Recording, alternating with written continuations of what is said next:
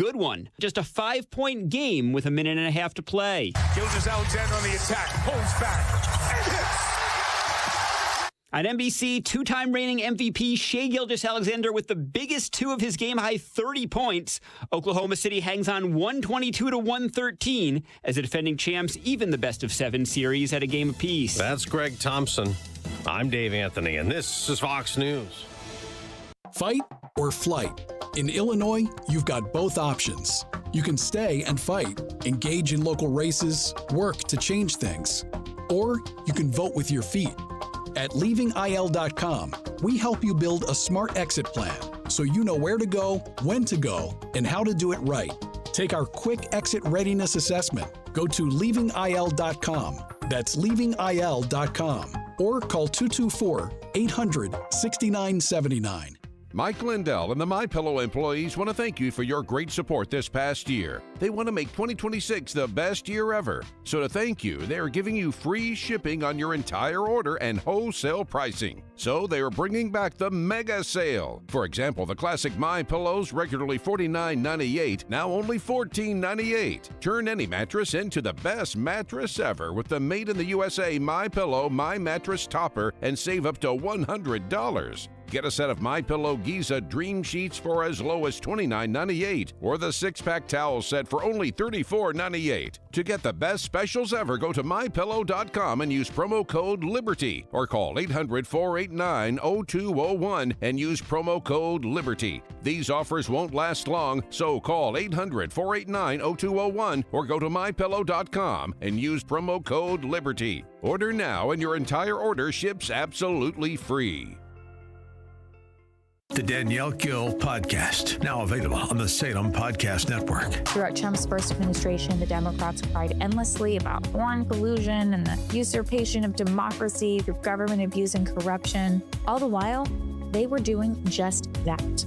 They were colluding with foreign governments to usurp democracy through government abuse, corruption, all of the things. Subscribe for free today to the Danielle Gill Podcast on Spotify, Apple, YouTube, or at SalemPodcastNetwork.com. Most investments today feel like second jobs. Real estate, you're a landlord. Stocks, you're a day trader. Crypto, you're a full-time researcher. You've got a life to live. Your investment should help you live it. That's why more Americans are choosing gold. Noble Gold has helped thousands protect their future with real physical gold. Visit NobleGoldInvestments.com to get your free wealth protection kit. That's NobleGoldInvestments.com.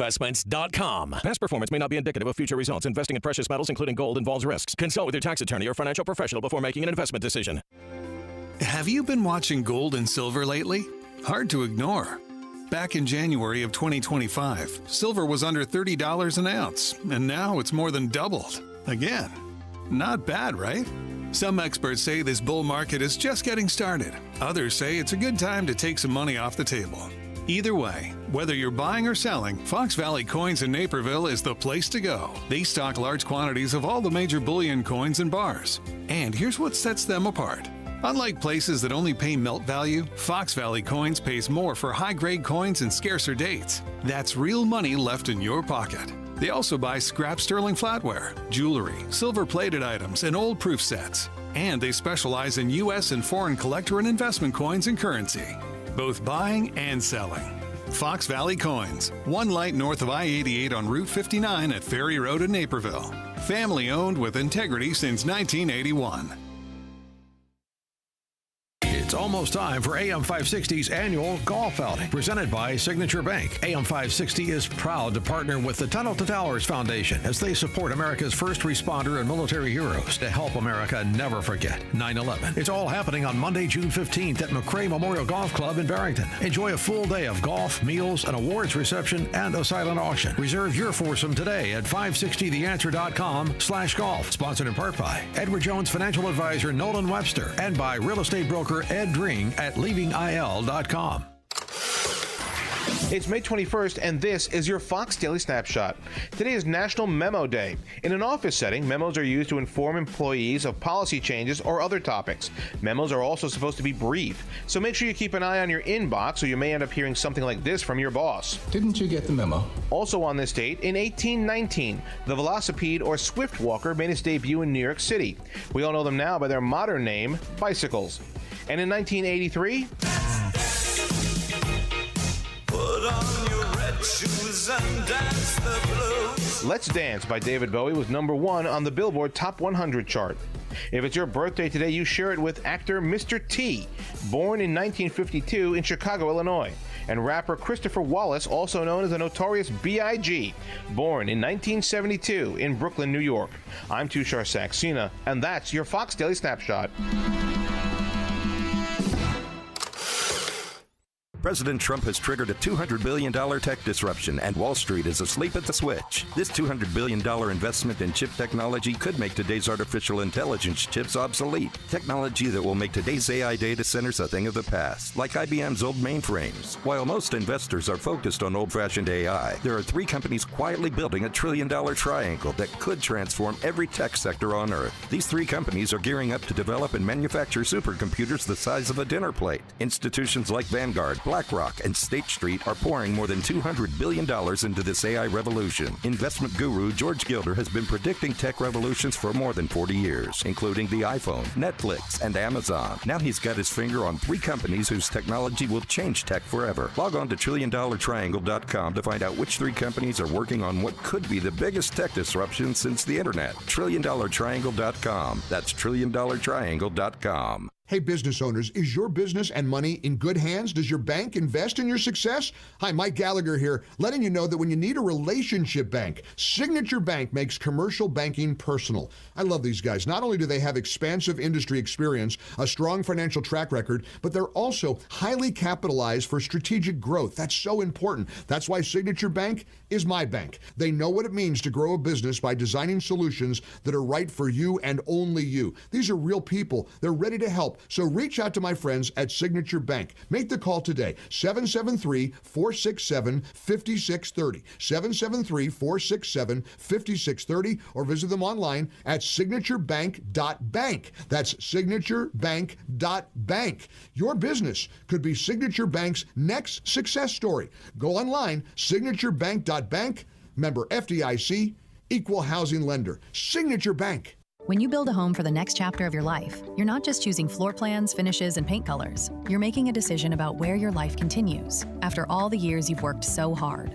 At Steiner Homes, we understand that because we're a family business that's been building custom homes in Northwest Indiana for over 30 years. And for us, this isn't just a business, it's a calling. Every Steiner home is built with intention. No shortcuts, no compromises. Just craftsmanship you can see and quality you can feel. There's a reason more empty nesters are choosing Indiana. Lower taxes mean your money goes further. Safer communities mean real peace of mind. It's a place where neighbors still wave, families flourish, and you can finally put down roots that feel right. From the very first sketch to the final walkthrough, we treat every home like it's our own family moving in.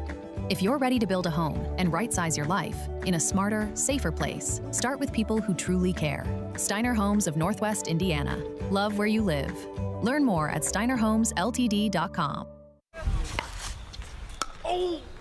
If you're over 65 and struggling with knee pain, Joint Relief Institute offers a guaranteed way to treat it. It's non-surgical and often covered by Medicare and private insurance. It's JRI's joint arthritis treatment, knee lubrication placement that's so accurate, it's 100% guaranteed and can relieve your knee and shoulder pain in 10 minutes or less. Book your risk-free consultation today and get back to walking, golfing, pickleball to cycling without pain or medication. Call 708-315-6800. Meet the provider, get an x-ray and joint consultation. Why wait? JRI has treated over 30,000 Chicagoans and performed over 400,000 procedures. You could be next. Over 5,000 5-star Google reviews can't be wrong. Stop living in pain. Call the Joint Relief Institute today, 708-315-6800, or visit jointreliefinstitute.com. Locations in Glen View, Oak Brook, and Orland Park. That's 708-315-6800 for the Joint Relief Institute. Medicare and most private insurance plans accepted. Making the switch to a new communications and IT company may seem like a big ordeal, but if you're not getting the reliable support, consistent internet, and secure solutions your company needs, meet Access One, your local Chicagoland IT experts. Access One has been powering Chicago businesses with secure, reliable IT solutions for over 30 years from our headquarters right here in the West Loop. Whether it's VoIP phones, dedicated internet, managed cybersecurity, cloud backups, or 24/7 support, Access One is here for you. Serving thousands of companies from Naperville to the North Shore, Access One is Chicago-owned and Chicago-run, a trusted IT partner for law firms, clinics, tech startups to manufacturers. We'll make the switch easier than you think. Let's talk. call 800-804-8333 or visit access1inc.com. Rated top 5% in customer satisfaction and a Better Business Bureau A+ rated business. That's access1inc.com. Tech made personal locally. Stuck in Illinois? Between the taxes, the politics, the weather, it's exhausting. But leaving isn't as simple as packing up and going. That's where leavingil.com comes in. We help you create a smart step-by-step plan so you don't make the wrong move at the wrong time. Start with our quick exit readiness assessment today. Go to leavingil.com. That's leavingil.com. Or call 224-800-6979. Each morning, the newsmakers and the newsbreakers shaping today's conversation are heard on the alphawealthgroup.com answer line on Chicago's Morning Answer. When you need answers about what's happening in your world, you turn to AM 560 The Answer. And when you need answers about how to prepare for and protect your retirement, you turn to the Alpha Wealth Group, now the proud sponsor of the AM 560 Answer line, right here on Chicago's source for news, opinion, and insight. AM 560 The Answer. Hey AM 560 listeners, Jeff checking in again from jeffbuysyourhouse.com. What I learned serving our great nation in the military is that every mission is unique and success starts with listening. For nearly 20 years, our veteran-led house buying team has taken the time to understand what matters most to each homeowner we serve. Every home has a story and every seller has different needs. Whether you want a quick closing or need extra time to find your next place, we customize our approach around what works best for you. That's how we've earned hundreds of 5-star Google reviews and an A+ rating with the BBB, by putting relationships first. No repairs needed, no cleanout required, and you pick the closing date that works best for your schedule. At jeffbuysyourhouse.com, we're here to help you through the entire transition, not just the transaction. Are you ready to work with a local team that takes the time to understand your home selling needs? Sell your house to the trusted source by calling us today at 630-895-9530. That's 630-895-9530 or jeffbuysyourhouse.com. This is Hugh Hewitt for townhall.com. Is the war with Iran worth it?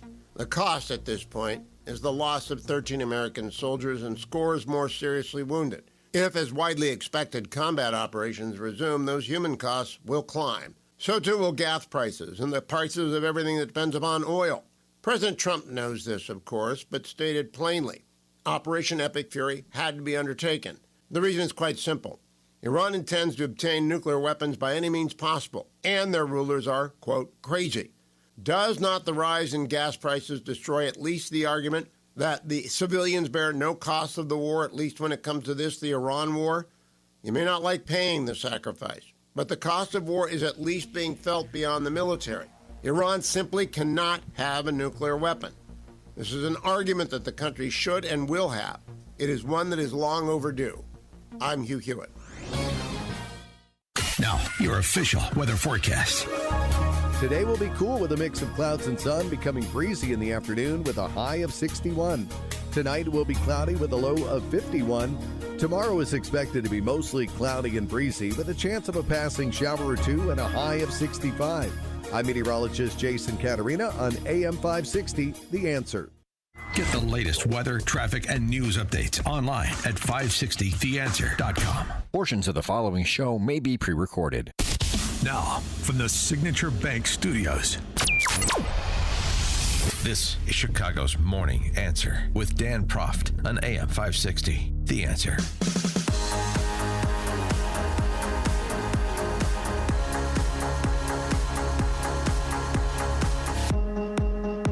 A real civil rights icon has died. Good morning, Amy Jacobson. Jeannie Ives from The Real Story. We are in for Dan Proft today on this solemn day, starting with some sad news about the passing of Bob Woodson. He died at home at the age of 89. And we want to take questions and calls. We have questions for you, and we'd like to take your calls. Did Bob Woodson change the way you think about race, oppression, and personal responsibility? Now, I know he's been on the show several times. You've had a chance to meet him. And what impression has he left on you, Jeannie? I mean, he's just a true patriot. More than anything else, he's not just about his background and how he grew up. He's really an American hero, an American icon. I think people should see him in that realm. He's was somebody who talked about the the founding principles. And in fact, he started an entire project called 1776 Unites. Oh. And I think people should just get a sense of who he is. Let's just play a little bit about what 1776 Unites is all about. The mission of 1776 is not to engage in a debate with the other side, but to offer an aspirational and an inspirational alternative narrative that really talks about slavery. We should give acknowledgement to it, but slavery is America's birth defect. And no one or a nation should be defined by what it used to be in the past, but what the promise it holds for the future. And so the mission of 1776 is to provide information and context that explains the promise of America and what people have done in response to this wonderful system of ours. 1776 is going to be a mobilization of ordinary Americans, black, white, brown, red, to speak up and stand up for America. Blacks are told that a lot of the problems that we're facing today are the legacy of slavery. It's a shadow of slavery and Jim Crow. This is a defeatist mentality, and as a consequence, it becomes an exemption. Nothing is more lethal than to convey to a people that they have an exemption from personal responsibility. Boy, isn't that a message that resonates today and forever? It's timeless. His entire, everything that's about him is timeless. I mean, Wall Street Journal, like about a decade ago, did a profile piece on him, and you know, they noted that he doesn't see the problems of Black America through a racial prism. The institutions and traits that make healthy communities are the same for all human beings. And they quoted him, "Tell me how ending institutional racism is going to prevent a kid in Silicon Valley from taking his life, or a kid in Appalachia taking drugs, or a kid from shooting somebody in the head," he said. Mr. Woodson wants to deracialize race to make it an incidental category in social improvement projects rather than a salient one. And I mean, this is actually very important for us to discuss now. We just had the whole Louisiana Calais decision. Right. And you have the Democrats absolutely apoplectic over it, saying, you know, democracy is going to die. Yeah, black people can't vote. That's right. And what he did is he was saying, stop with the racism, stop with the race hustling. And when we had him on his show, I mean, he was always about no big government. It starts with the family. Mm-hmm. And I was very nervous to ask him about these teen takeovers, because they started a few years ago.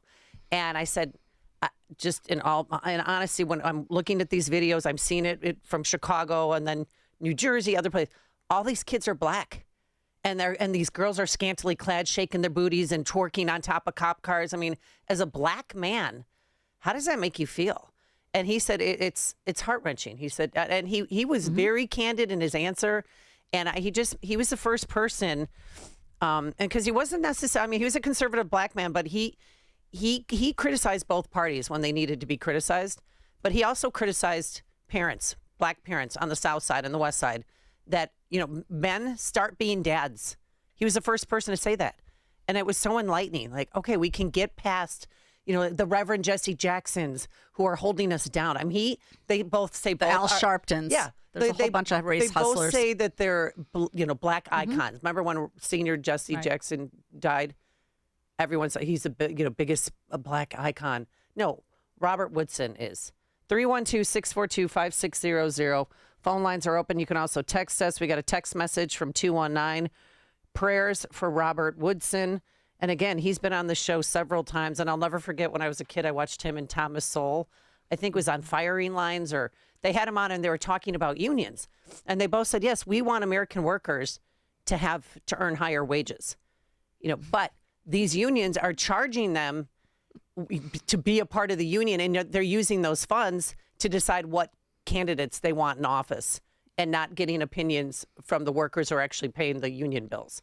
And I thought, because that's, you know, and then later on in life, people join unions and then realize, and all the money goes to the Democrats. Yeah, no, I mean, you talk about a Thomas Sowell, you talk about a Shelby Steele, you know, he's from the South Side of Chicago. And you just, as these icons move on, you do wonder who's there to replace them, who are up and coming icons. Right.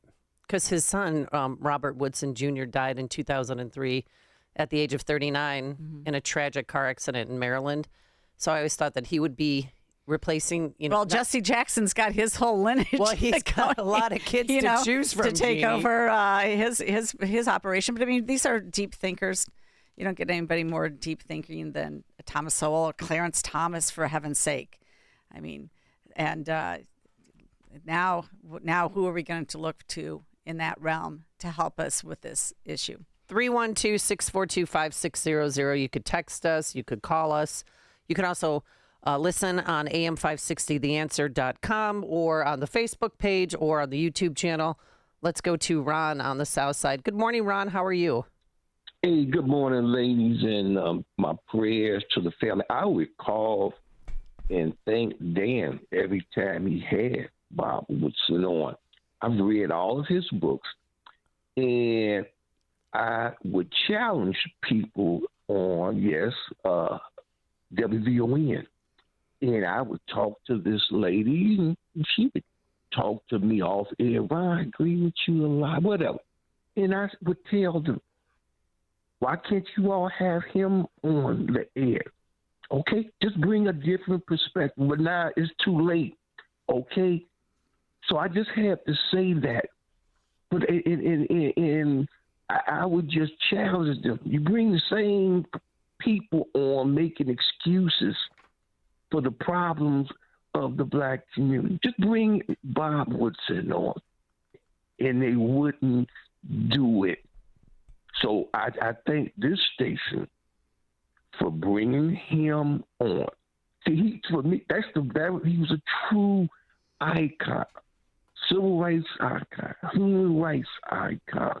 So God bless Bob Woodson and his family, that all that he did to uplift black people, recognizing the greatness and overcoming. Yes, we know about slavery and the challenges, but this is what he talked about what we overcame. And he had a book, essays, Clarence Payne, all kind of black. It talked about black people overcoming things. Yep. Not the race hustlers, not the Al Sharptons. All right, thanks, Ron. So thank you. Yeah, thank you so much. And he was born in Philadelphia in 1937, and his father died. And Bob and his four siblings were raised by their single mother. And he would talk about that, like, my mom did this. So black moms on the South and West Sides, you can do this too. It was a call to action. Let's go to Mark in Liberty Hill, Texas. Good morning, Mark. How are you? Hey, good morning. To any of these people that think that this country does not allow or has not moved back racism, you guys, I honestly would ask anybody with any intellectual honesty, if you pick any profession, certainly professional sports, but medicine, politics, acting, you pick the profession and you will see black folks that have risen all the way to the top, businesses, in every profession, and how anybody can like suggest. a Barack Obama? Yes. Wonderful example. Oh, yeah. Wonderful example. Polar opposites. So this whole thing, and if you look at it, you guys, that I don't know what the percentage is, but everybody throws around the 13%. If you take that 13% and you compare percentage-wise, black folks have actually risen to the top of all of these professions. Percentage-wise, it's a pretty high percentage. And how anybody can suggest that this country is racist is just being completely and intellectually dishonest. And one other point I wanted to add, I mentioned your call screener. You know, the people in this country that just want to continue to bash it, the greatest country that God ever blessed, this is like taking a child that you may have that may have been challenging, you know, is a younger person, is a teenager, maybe even the college years. You know what? They grew up, they matured, and they ended up being wonderful adults. And this is like a parent that refuses to recognize the wonder of their adult child. They just want to keep going back to when this child was younger and just beat on them for the mistakes they may have made. Okay. Why can't these people look at the country now as opposed to when obviously when there was some issues going on. Well, Mark, Thanks, you make a great point here. And continuing on that Wall Street Journal profile on him, they asked him, Woodson, how much race remains a factor in American life today? And he said, those who focus on systemic racism know their history, Mr. Woodson suggests, but they aren't accurately judging the present. Quote, name one job in America that a black person cannot occupy, Woodson said. Name one place in America where a black cannot purchase a home. It's very similar to what Wesley Hunt has been saying in the wake of the Louisiana versus Clay decision. He has been saying, I have not been pushed to the back of the bus. I have not been refused service anywhere. I can get a voter ID anytime I want to. I mean, so there are people out there that can get driver's realize licenses? Yeah, they can. So, I mean, and Woodson was very clear about that. And he also was very clear about the fact that, empowering the community-based leaders is how you're going to find the solutions. You need to restore the family, revitalize underserved communities, and assist in the creation of economic enterprise. And you need to do that locally, and that's what part of the Woodson Center's mission. Quickly, let's go to Craig in Mount Greenwood. Good morning, Craig. Hey, good morning, Amy. Thanks for taking my call. And it's Mr. Woodson, and that there was something that so stood out about him. He was a godly man who applied the Christian principles and just honesty to explaining all the different issues and problems. Totally opposite of people like Obama or Sharptons and any of these people that were just super deceptive and lying and causing black people to basically kind of like lose hope or have a totally different view. And what Mr. Woodson would do is basically use the Christian principles and truth to basically help them take and rise above all of that garbage and all that. So he was really, really a good God-honoring guy. I mean, he'll be tremendously missed. Yep, thanks, Craig. And he was all about personal responsibility and community and helping raise children. Mm-hmm. And I love that about him. All right, coming up on Chicago's Morning Answer, how would Woodson react to a CPS slavery-themed play? We'll begin there when we get back from the break and say good morning and hello. So happy to say Mike Scott's in the newsroom. Good morning, Mike. 48 degrees in Chicago. QC Kinetics newsroom time. Another cool day in store with a high only of 60. An aircraft carrier strike group is in the Caribbean as tensions escalate between the U.S. and Cuba. U.S. Southern Command announcing the carrier Nimitz had entered the region. It comes as the Justice Department had charged former President Raul Castro with murder over a 1996 incident where Cuban fighter jets shot down two planes. You could feel the emotion in the room. There were so many families of those who had fled that regime, the families of those that were lost in these crimes. And so it was really a remarkable morning. Florida Senator Ashley Moody, Chicago woman this morning, is recovering after a quadruple organ transplant. Jasmine Jones received her new lungs, kidney, and liver at the University of Chicago Medicine Center a little earlier this year. The procedure is the first known of its kind here in this state. Jones, again, is now home. An early morning house fire on the city's southwest side has left 2 adults and now 2 children dead. Authorities believe the fire was started intentionally. The blaze erupted around 2 a.m. in the 6200 block of South Paulina. Alderman Lopez is asking the community for help in locating clues. This house was occupied. This house had a family in it. This house had children in it.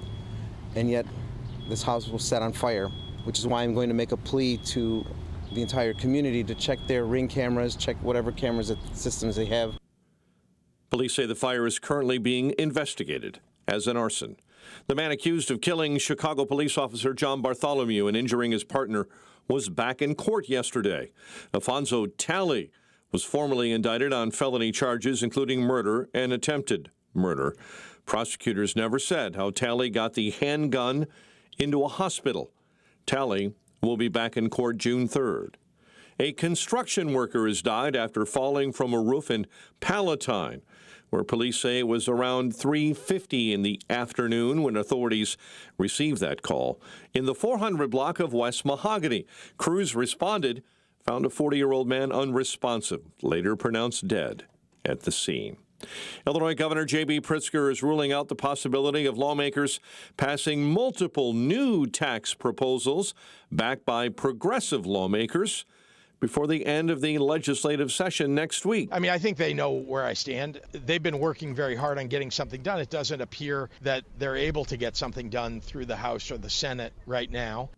Democrat lawmakers behind the proposals claim their initiatives would have raised about $4 billion annually.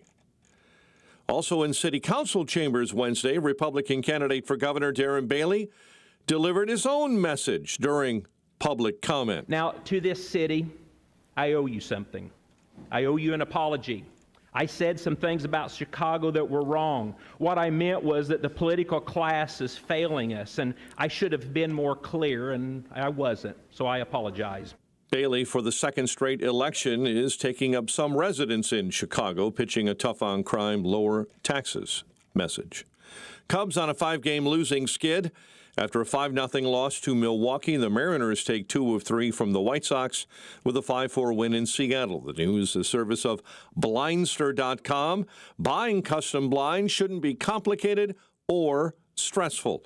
That's why Blindster.com makes it simple and affordable. You measure, you install, you save big on custom blinds. Ordering takes minutes, installation easy. Blindster.com. Chicago's Morning Answer continues next, and we'll have a check of your forecast from the Air Right Heating and Cooling Weather Center in 2 minutes. Hugh Hewitt explains his thoughts on the California race. This is one of those times I'm beginning to feel bad for my old home of California. Steve Hilton should be the next governor. I don't know if it's going to work out.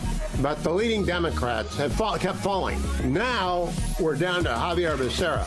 Wonderful guy to sit next to in a restaurant. Not to talk with. We're talking about an empty soup. The Hugh Hewitt Show. Afternoons at 2, right before Alex Marlowe at 3 on AM 560. The Answer. Hi, I'm Ken Mariotti, owner of Woodland Windows and Doors, a third-generation family-owned business since 1969. We know you're bombarded by choices when shopping for new windows or doors, so we're inviting you to experience the Woodland difference. For decades, we have been transforming living spaces with Marvin Windows, a fifth-generation family business. Marvin replacement windows have been known to increase the warmth of your cold rooms by 10 degrees. Think about that, 10 degrees warmer. When you welcome Woodland into your home, you will get a product expert to transform your living spaces, full-time, dedicated professional installers that you can trust in your home, along with the best products like Marvin. These are the reasons we're proud of our 5-star reviews and family legacy. No gimmicks, no pressure, and upfront pricing are why Woodland Windows and Doors is your trusted window and door expert in Chicagoland. Visit woodlandwindows.com to book your free in-home expert consultation. That's woodlandwindows.com, or stop by our showroom at the corner of Lake and Geary in Roselle. We all hear the radio ads about the IRS. They tell you to be afraid, to be scared, and they try to frighten you into calling. I'm not here to do that. Tax Relief Advocates is different. TRA is here to tell you that if you owe money to the IRS, whether it's $5,000, $50,000, or $500,000, we have a solution. It doesn't matter if you're sitting in your car, at work, or with your kids. No matter where you are, call now. 800-575-6745. Don't lose hope. TRA can eliminate or reduce what you owe to the IRS. There is zero risk to you. If we can't reduce your tax debt, then you pay nothing. Our passion is taxes and helping individuals fix their IRS problems. We have a 5-star rating on Google and Yelp and an A+ with the Better Business Bureau. You don't need to be afraid of the IRS any longer. End your tax nightmare today by visiting us online at TRA.com or call 800-575-6745. That's 800-575-6745. Tax Relief Advocates. Real solutions for real people. Giving your liver a spring cleaning is easy with Active Liver from New Nordic. Search for Active Liver by New Nordic on Amazon, CVS, Wegmans, or GNC. Now, your official weather forecast. Today will be cool with a mix of clouds and sunshine, becoming breezy in the afternoon. The high temperature will reach 61. Tonight will be cloudy with a low of 51. Tomorrow is expected to be mostly cloudy and breezy with a chance of a passing shower or two. The high temperature will be 65. I'm meteorologist Jason Caterina on AM 560, The Answer. Get the latest weather, traffic, and news updates online at 560theanswer.com. Now, from the Signature Bank Studios. If you're looking for the latest news, insight into what it means, and the sharpest opinion, there's only one station in Chicago where you can turn, and it's this one. We're AM 560, The Answer. Remembering Bob Woodson all morning long here at AM 560, The Answer. Just had a solid half hour remembering him and his contributions to this country.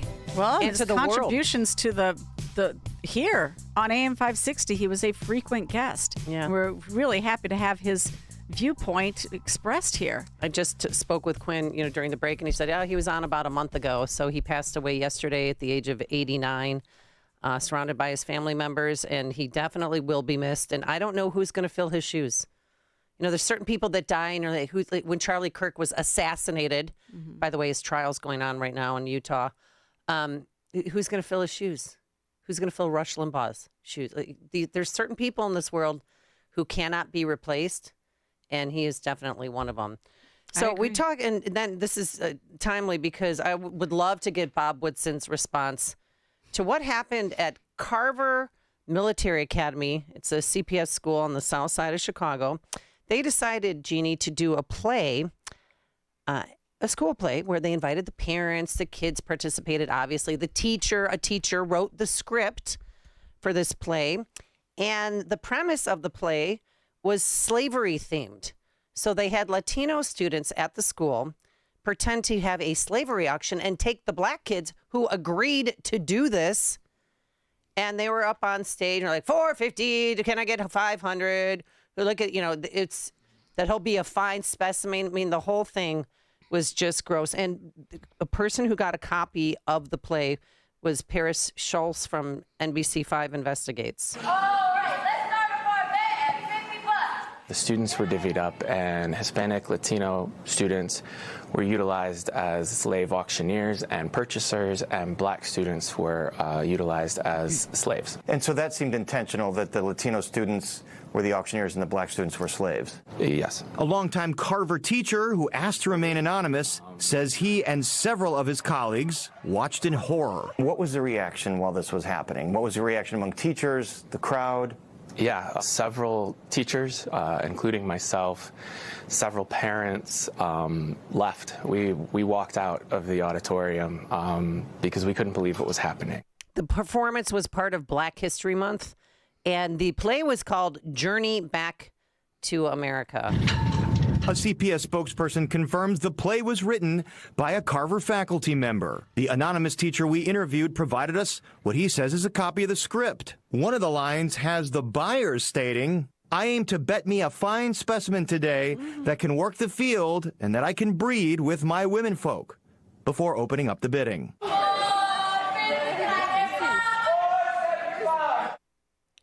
Okay, let that sink in. Process that for a second, because that is unbelievable.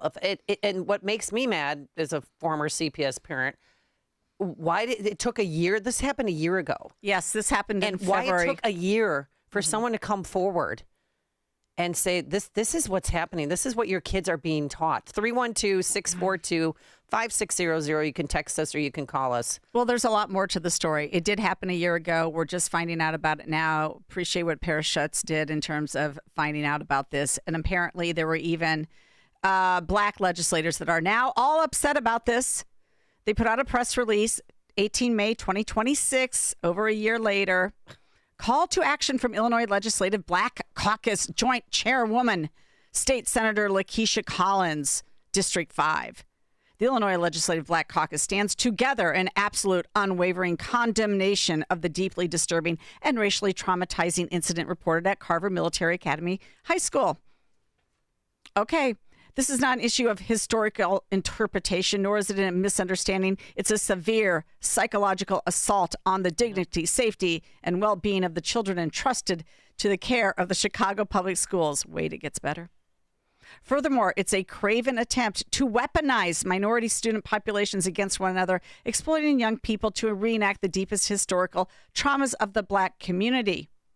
Our caucus stands locked in solidarity, it concludes. We will not allow our communities to be segregated by manufactured hate, nor will we tolerate the minimization of anti-Black racism in our state's educational institutions. We're actively monitoring the situation, blah, blah, blah, blah, blah, blah.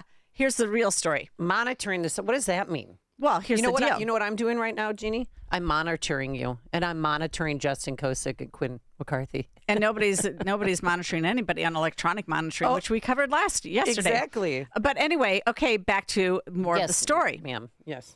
All right. The principal, Stephen Rouse, is Black. And you know, as a principal, you go to your school plays because you have to, even if you don't want to. You go to the choir concerts. Wait, it gets better. Oh no, because you can find all this out on the Illinois State Board of Education website.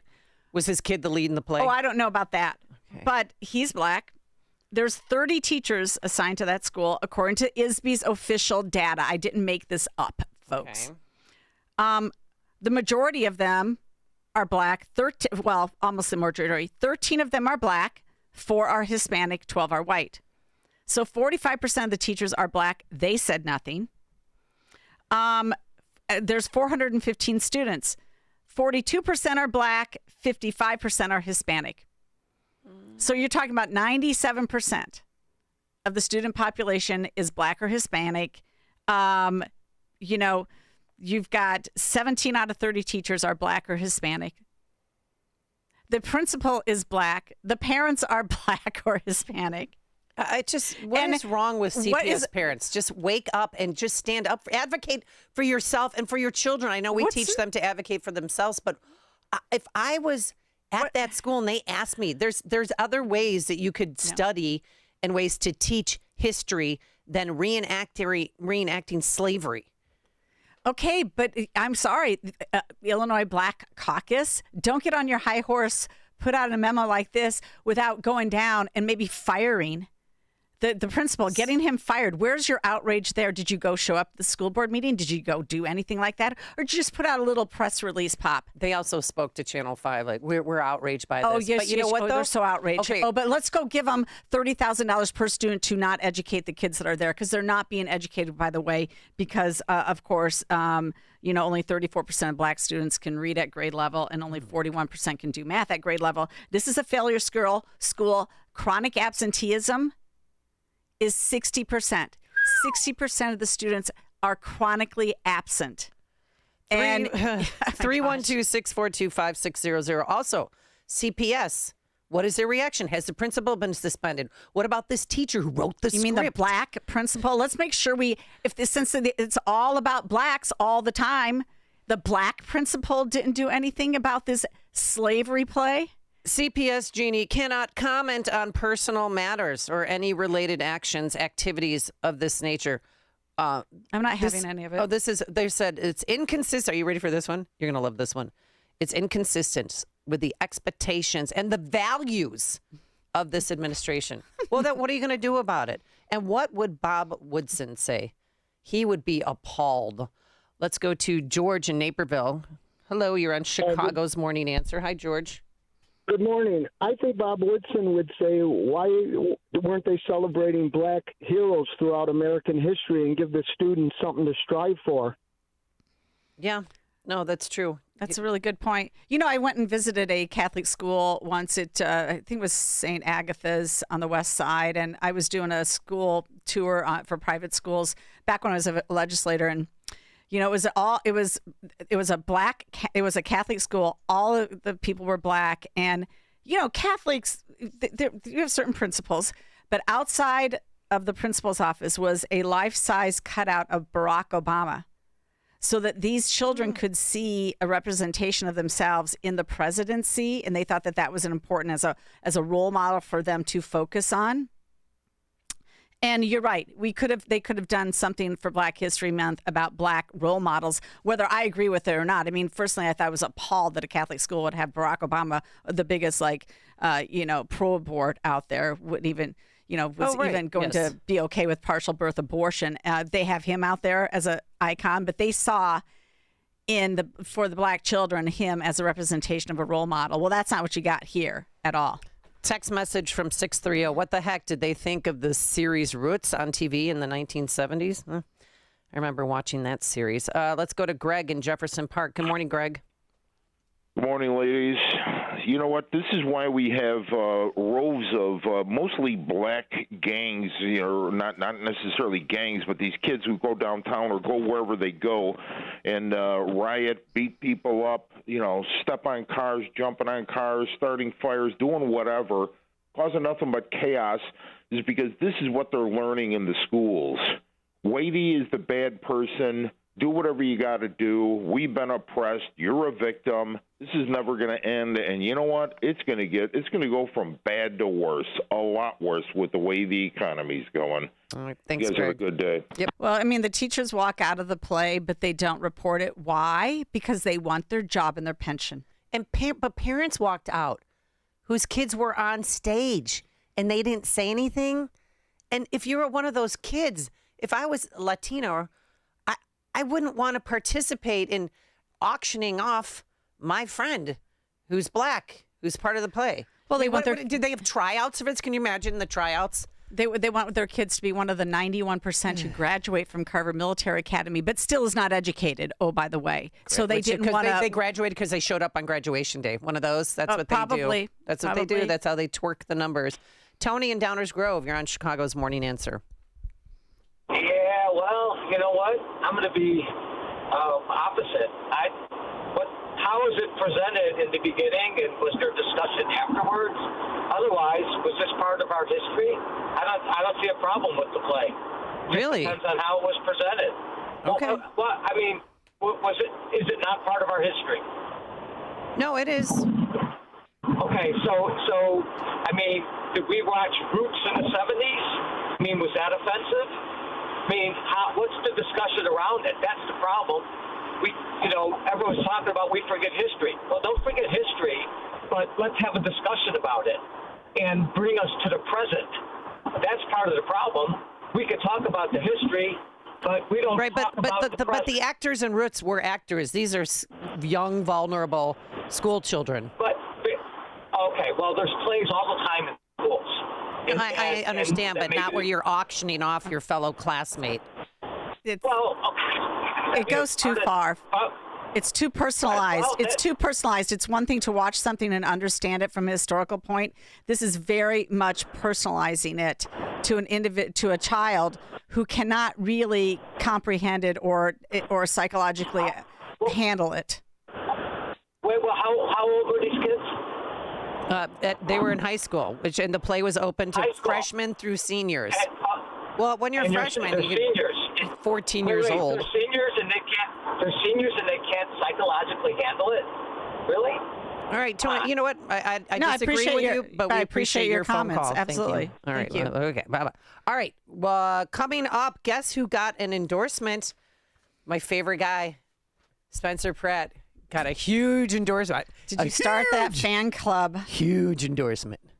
Hear about the big stories of the day, then talk about them right here on Chicago's Morning Answer on AM 560. The Answer. Sign up for the AM 560 Answer Advantage to get early alerts on event ticket sales, special discounts, and contest opportunities. Sign up today at 560theanswer.com/advantage. I'm attorney Stephen Leahy. If you're a business owner with unfiled tax returns, tax season is not your friend. This is when the IRS turns up the heat. They match 1099s. They review payroll filings. They compare bank deposits. And when returns are missing, they don't send you a warning. They take action. Penalties stack up fast. Liens become public. Bank levies can drain your account. I see it every year. Good business owners who waited too long, not because they're crooks, but because they were overwhelmed. Let me be clear, hiding makes it worse. Action makes it fixable. I help business owners get compliant, file what's missing, and negotiate from a position of strength, not fear.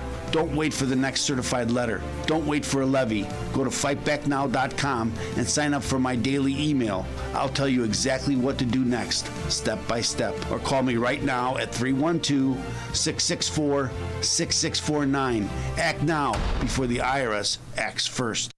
Gain insight into building strong marriages and raising godly children with Focus on the Family with Jim Daly each weekday at 11:30 a.m. on our sister station, AM 1160. Hope for your life. AM 560. The Answer. All right, I know you think I'm obsessed with Spencer Pratt, but you know what? Me too. You're right. The LA mayoral candidate, reality TV star, married to Heidi Montag. Have you seen his beautiful wife yet, too? No, I have seen the pictures. It's all over X. Right. All over. You know why? Because his ads are amazing. These are bros around a barbecue. This mayor race is really heating up. Who you guys voting for? Haven't decided? Same, haven't really been following it. Same. Same? Same. I'm not MAGA or anything. But the city's kind of gone to shit though, right? Oh yeah. Jessica stepped on a needle at the playground the other day. I'm not MAGA or anything though. I'm not MAGA or anything, but have you been downtown lately? Looks like an episode of The Walking Dead. Not that I'm MAGA or anything, though. Spencer Pratt seems like he has some good ideas. Not that I'm MAGA or anything. He does seem really angry all the time, though. Well, they did burn his house down. Also, apparently he's staying at the Bel Air Hotel, not the trailer on his property. Well, yeah. They burned his house down. Okay, we're all adults here. How about on 3, we just say who we're voting for? 1, 2, 3. Spencer Pratt. Yeah. And it shows, a Hispanic guy, a black guy, a white guy sitting around the barbecue and finally having the uncomfortable conversation. Well, MAGA, the original MAGA, Make America Great Again, Trump endorsed Spencer Pratt. Well, let me know if you think this is an endorsement. Spencer Pratt, do you see yourself in him at all? A former reality TV star? Oh, I'd like to see him do well. He's a character. I don't know him. I assume he probably supports me. Does he support me? So? I think so, yeah. I heard he does. I heard he's a big MAGA person. He's doing well. Okay. He's a big MAGA person. He's doing well.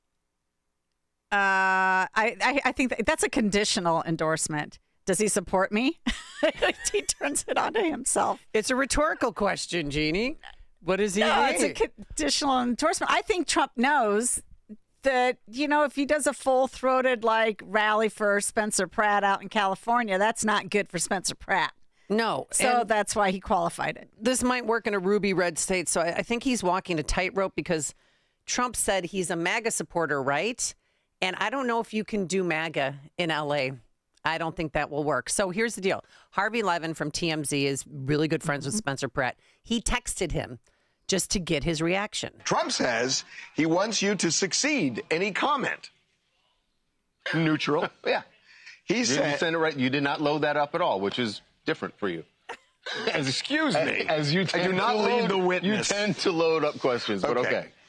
He says, everybody wants me to succeed. Everybody. Because L.A. is the most important city in the country. Deflection. That is so I say, a very political answer. So I say, you're good. What about Trump supporting you?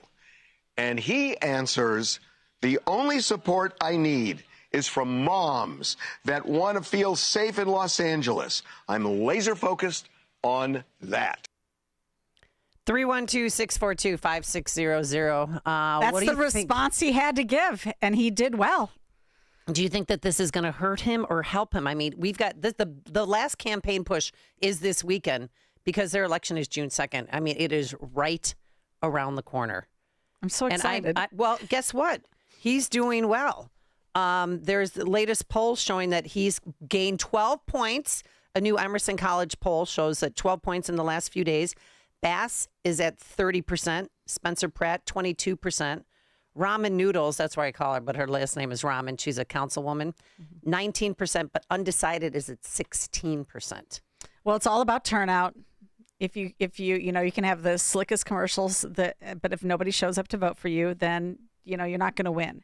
And so it's all about turnout, and the unions know how to turn out the vote. That's why I'm still hopeful, but skeptical about whether or not he can win. Because the unions control L.A. We know that. Well, then we have another problem. Karen Bass spoke yesterday at some forum in Los Angeles and was asked about illegals voting. Councilmember Hugo Soto Martinez, who has endorsed you, he wants to explore ways to let non-citizens vote in city elections. I know that there are some cities that already do this, but politics is all about timing. With Donald Trump in the White House, is this the right time for Los Angeles to go down this path? Well, I think we need to explore it. Now, I've not seen exactly what he's calling for. I have a little familiarity of what happens in other cities. And, for example, some cities will allow people to vote in, like, city council and school board elections because they pay local taxes, but they are not necessarily undocumented. They might be here completely legally, but have not finished the citizenship process. So we'll wait and see. And then you had a woman who was arrested for fraudulently signing people up on Skid Row to vote. All right, coming up on Chicago's Morning Answer, Fidel Castro has been indicted on murder charges at 6 a.m. WIND Chicago. Iran says it's reviewing a new American proposal. I'm Dave Anthony, Fox News. After President Trump Monday delayed resuming bombing, still trying to work out a nuclear deal. President Trump says he's in no hurry to make a deal since the U.S. naval blockade is causing significant economic damage to Iran and weakening the regime. He indicated the war could resume quickly if Iran doesn't respond well to this proposal. We're all ready to go. We have to get the right answers. With a focus on Iran's nuclear program and the Strait of Hormuz, the Islamic Republic recently created what they call the Persian Gulf Strait Authority to force vessels to coordinate directly with Iran in order to pass through the strait.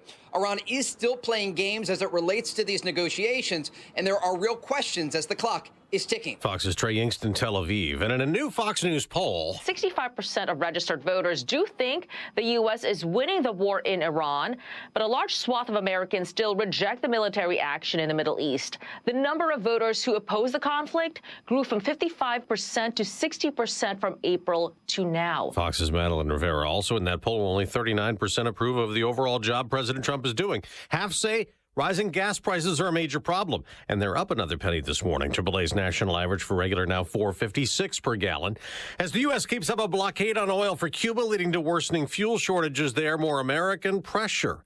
An indictment against former leader Raul Castro. Charging Raul Castro and several others with conspiracy to kill U.S. nationals. They died 30 years ago when Cuba shot down humanitarian aid planes, and Acting Attorney General Todd Blanche adds in the case against Castro, there was a warrant issued for his arrest. So we expect that he will show up here by his own will or by another way. Perhaps like in Venezuela, when in January the U.S. military captured Nicolas Maduro, who'd been indicted on drug and weapons charges, now jailed in New York. America's listening to Fox News. 48 degrees in Chicago. I'm Mike Scott in the QC Kinetics newsroom with a high only of 60 later today. An early morning house fire on the city's southwest side left 2 adults and 2 children dead yesterday. Authorities now believe the fire was started intentionally. That blaze erupted around 2 a.m. at a home located in the 6200 block of South Paulina in West Inglewood. This morning, a 14 and 16-year-old are currently in stable condition and recovery. And Alderman Lopez is asking the community for help. This house was occupied. This house had a family in it. This house had children in it. And yet, this house was set on fire, which is why I'm going to make a plea to the entire community to check their Ring cameras, check whatever cameras systems they have. Also yesterday, a child was flown to a hospital after being badly hurt in a fall at a suburban elementary school. It happened in Crystal Lake, where the fire department says paramedics were sent to a school located in the 1100 block of Alexandra Boulevard after receiving reports of a child who suffered a traumatic injury. A LifeNet medical helicopter was called into the area, and the child was rushed to a nearby hospital. Chicago aldermen are once again freezing tipped wages in Chicago. City Council approving an ordinance that would implement a 2-year freeze of the so-called sub-minimum wage for tipped workers. The move comes after Mayor Brandon Johnson vetoed a previous measure. The measure follows financial concerns raised by many restaurant owners and employees. Cubs lost to Milwaukee. Mariners take 2 of 3 with a 5-4 win over the White Sox. The news service of Salem Surround, a local digital marketing agency. Go to surroundchicago.com today. A check of the roads in 2 minutes on AM 560. It's almost time for AM 560's annual golf outing, presented by Signature Bank. AM 560 is proud to partner with the Tunnel to Towers Foundation as they support America's first responder and military heroes to help America never forget 9/11. It's all happening on Monday, June 15th at McRae Memorial Golf Club in Barrington. Enjoy a full day of golf, meals, an awards reception, and a silent auction. Reserve your foursome today at 560theanswer.com/golf. Sponsored in part by Edward Jones Financial Advisor Nolan Webster and by real estate broker Ed Dring at leavingil.com. An official message from Medicare. I turned 65 this year. I knew it was time to figure out Medicare, and I had questions like when to enroll and how to enroll. So I went straight to the official source, Medicare.gov, to get the facts about Medicare. I found answers to all my questions, and I'm ready to get started. And so can you. Just go to Medicare.gov to get the real facts about Medicare. Paid for by the U.S. Department of Health and Human Services. Now, this 25th anniversary of 9/11, the Tunnel to Towers Foundation remains committed to honoring the heroes shaped by that day. Heroes like NYPD Detective Victor Vargas, a U.S. Air Force veteran who died from pancreatic cancer after serving in the World Trade Center recovery efforts. Tunnel to Towers honored Detective Vargas by paying off the family's mortgage. You can donate $11 a month, and you can amplify your impact with a car or land donation. Go to their website, the letter T, the number 2, the letter T.org. Do you owe $10,000 or more to the IRS like Mark? I've been doing home remodeling for 30 plus years, but the economy crashed. I wound up losing my home, losing my job, and on top of that, owing the IRS a ton of money. I owed the IRS $114,000. It really, truly was the worst part of my life. Then Mark found tax relief advocates. On news radio, I heard about TRA, and I thought, what's the worst that could happen? So I picked up the phone and I called them. When it was all said and done, TRA settled my $114,000 debt for $100, and I'm telling you, I was ecstatic. Could not believe it. Would recommend TRA to anyone. If you owe 10 or even hundreds of thousands of dollars to the IRS, don't lose hope. Do what Mark did and call TRA for a consultation. But TRA did. They gave me a second chance, and I'm forever grateful. Visit TRA.com or call 800-575-8924. 800-575-8924. That's 800-575-8924. 6:06. Let's get an update on the roads in our Team Hochberg Traffic Center, a service of the AM 560 mobile app. Listen to AM 560 on your smartphone or mobile device by downloading the AM 560 mobile app, 560theanswer.com/mobile. On the Kennedy, they moved an accident off on the outbound side near Division, and things are also jammed up on the Stevenson inbound with an accident at Ashland Avenue.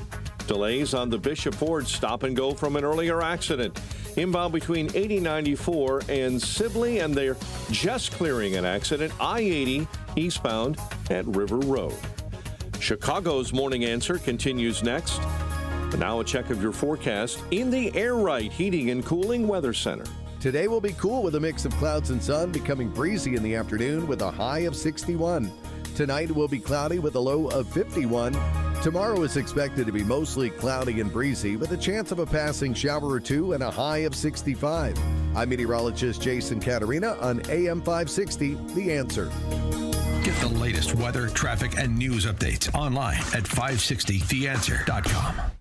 This hourly segment is brought to you by Goldilocks, offering 24/7 security solutions for homes and businesses. Call them today at 708-889-5600.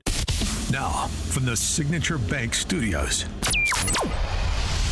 this is Chicago's Morning Answer with Dan Proft on AM 560. The Answer.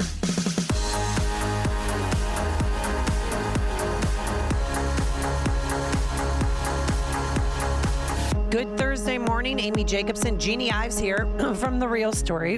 Excuse me. Which you can hear Monday through Friday from 11 a.m. to noon, or always download the podcast on Spotify or Apple. And we began the program today with the passing of Bob Woodson. And if you want to hear that, you can go to the podcast and listen to the beginning of the show again, because we want to thank him for all that he has done. He was a family man, believed in family values over big government, was a friend of the show, and he was the first, person to come out and say, racism is not, it's real, but it's over, and we need to move on as a country and as a society. So we thank him for all of his work. He passed away yesterday at the age of 89. And his voice is needed now more than ever. Yep.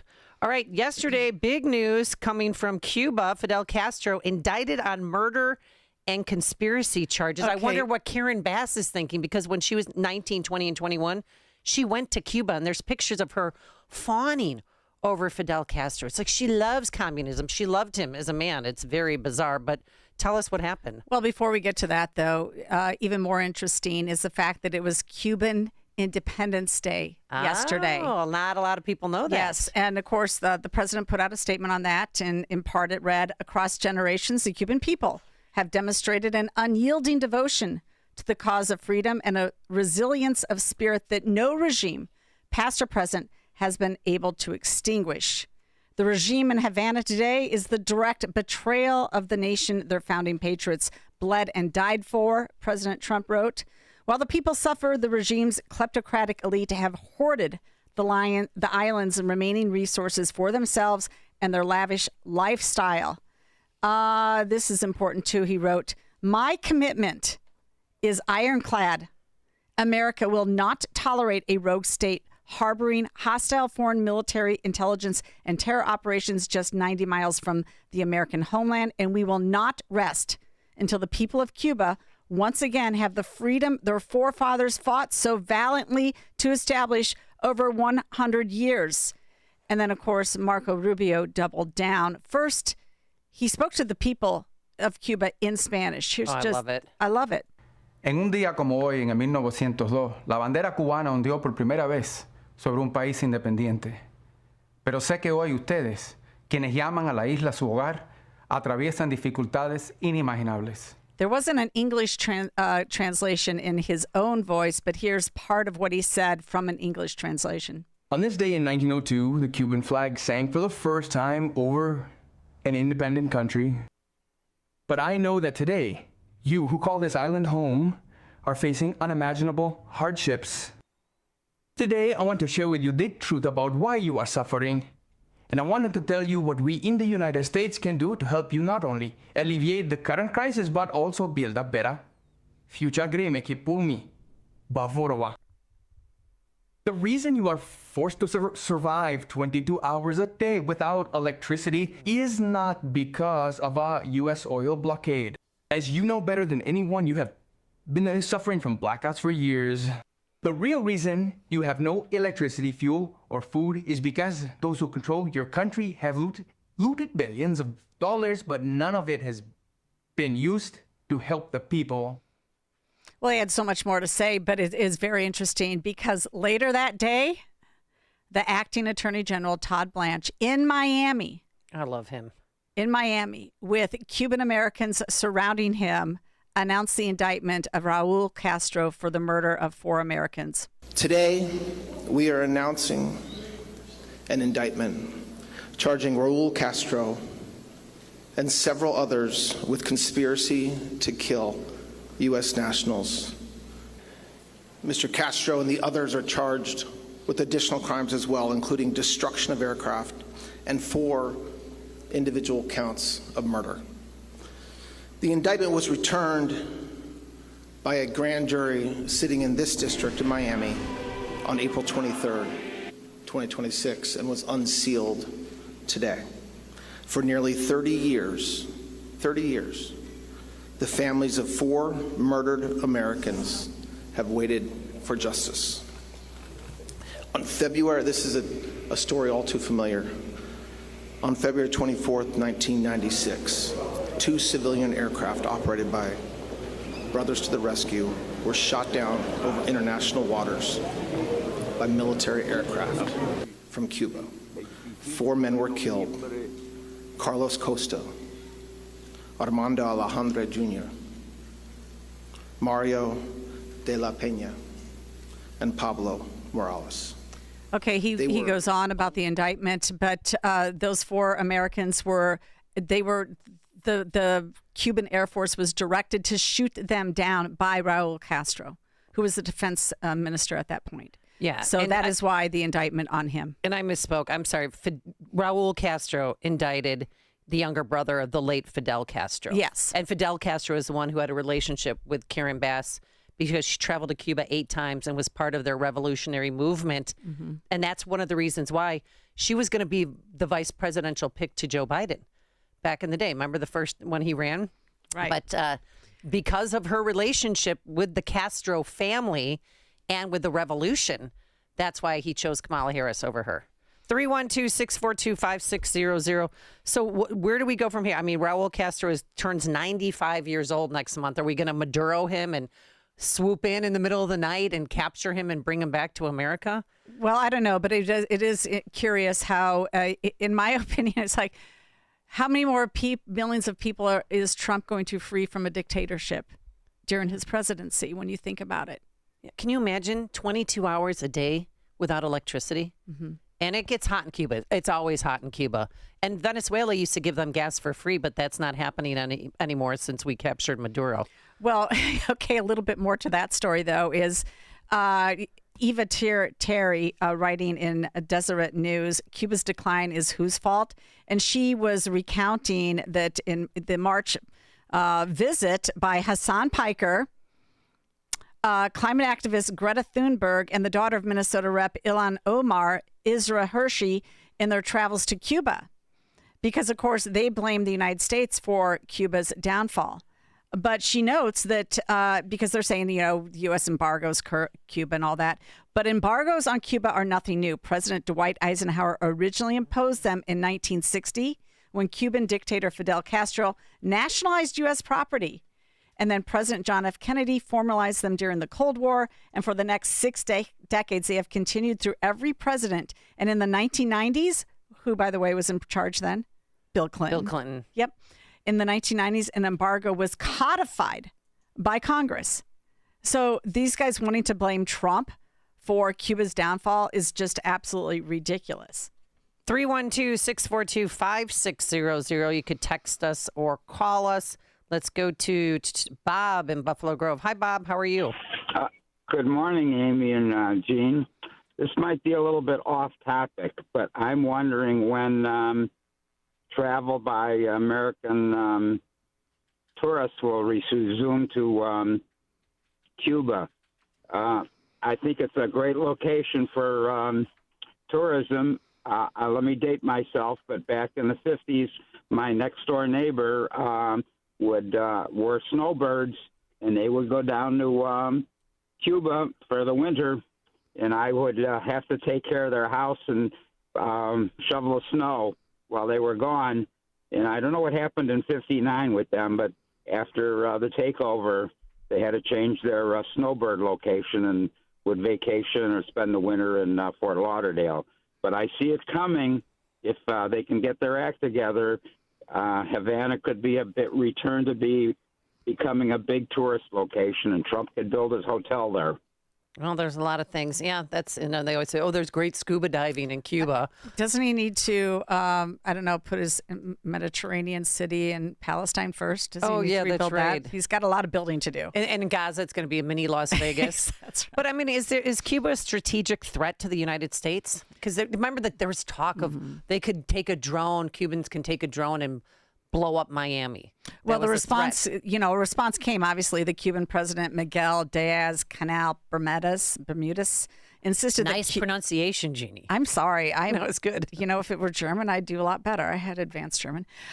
He insisted that Cuba poses no threat to the United States and doesn't have aggressive plans or intentions against any country. This is from an Axios report.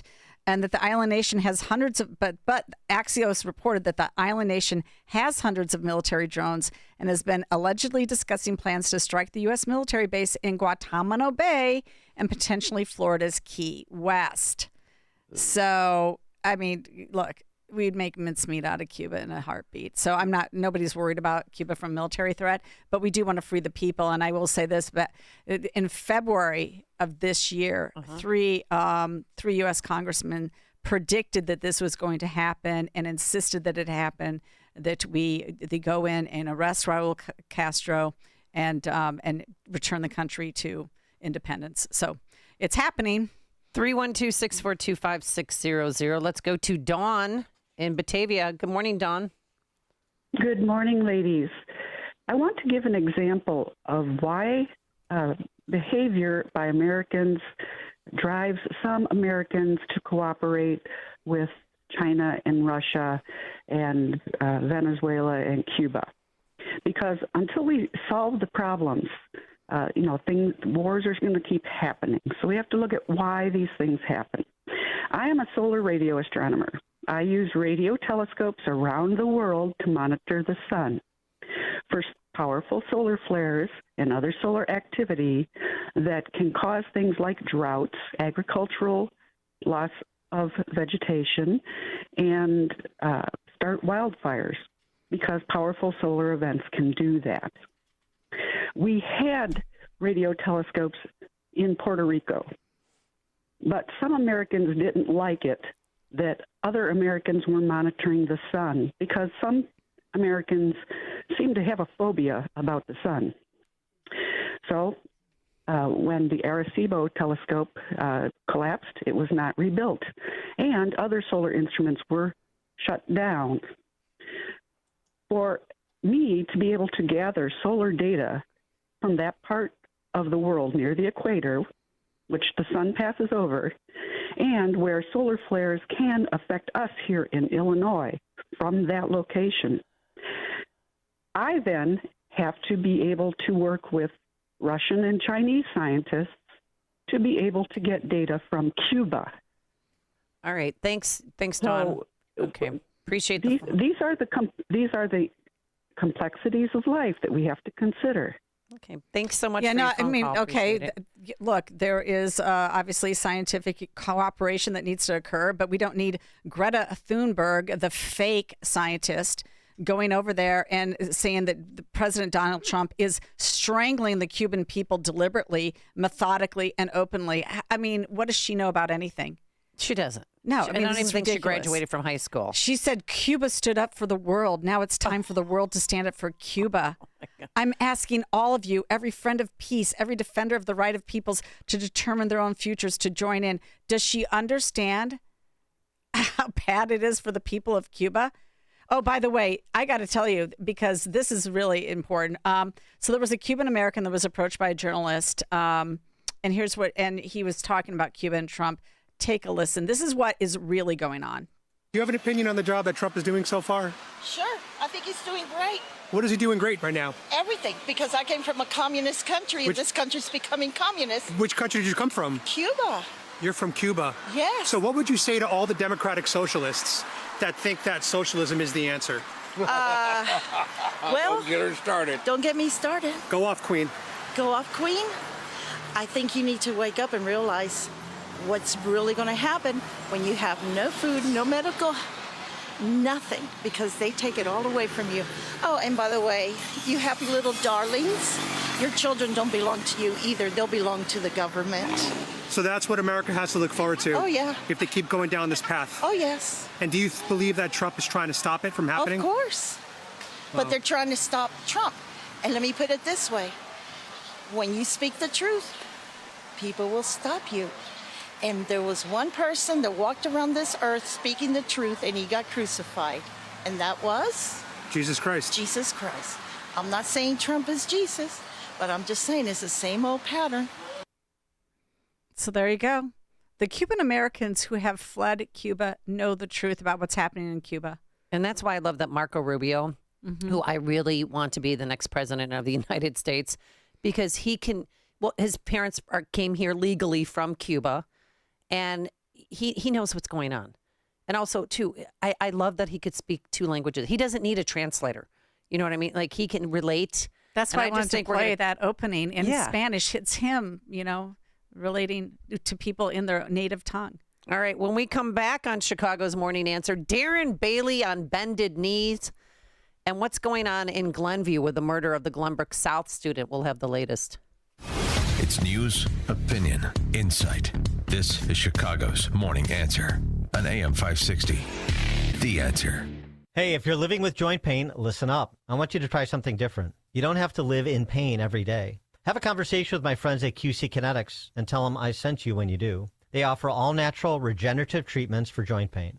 I've seen the results and personally recommend Dr. Caravelli and her team. Stop saying to yourself, this is just how I am now. That's not okay. Get back to the normal you, the one who is active and carefree. QC Kinetics is helping AM 560 listeners with pain from arthritis or injury in their knees, hips, and shoulders. Now they're moving again, golfing and running without surgery or long recovery. The science is real. The treatments are natural. Your body knows how to heal. QC Kinetics will show you how without surgery. Don't watch summer pass you by again, stuck on your couch, afraid to move. Take action today. Schedule an appointment right now. Consultations are free. Call 312-827-6261. That number again, 312-827-6261. Call QC Kinetics at 312-827-6261. Food, fuel, jobs. It all starts with homegrown Illinois corn. Driving a $148 billion economic impact, corn supports thousands of jobs and strengthens communities across our state. It's advancing cleaner burning biofuels, expanding plant-based manufacturing, and growing a renewable economy.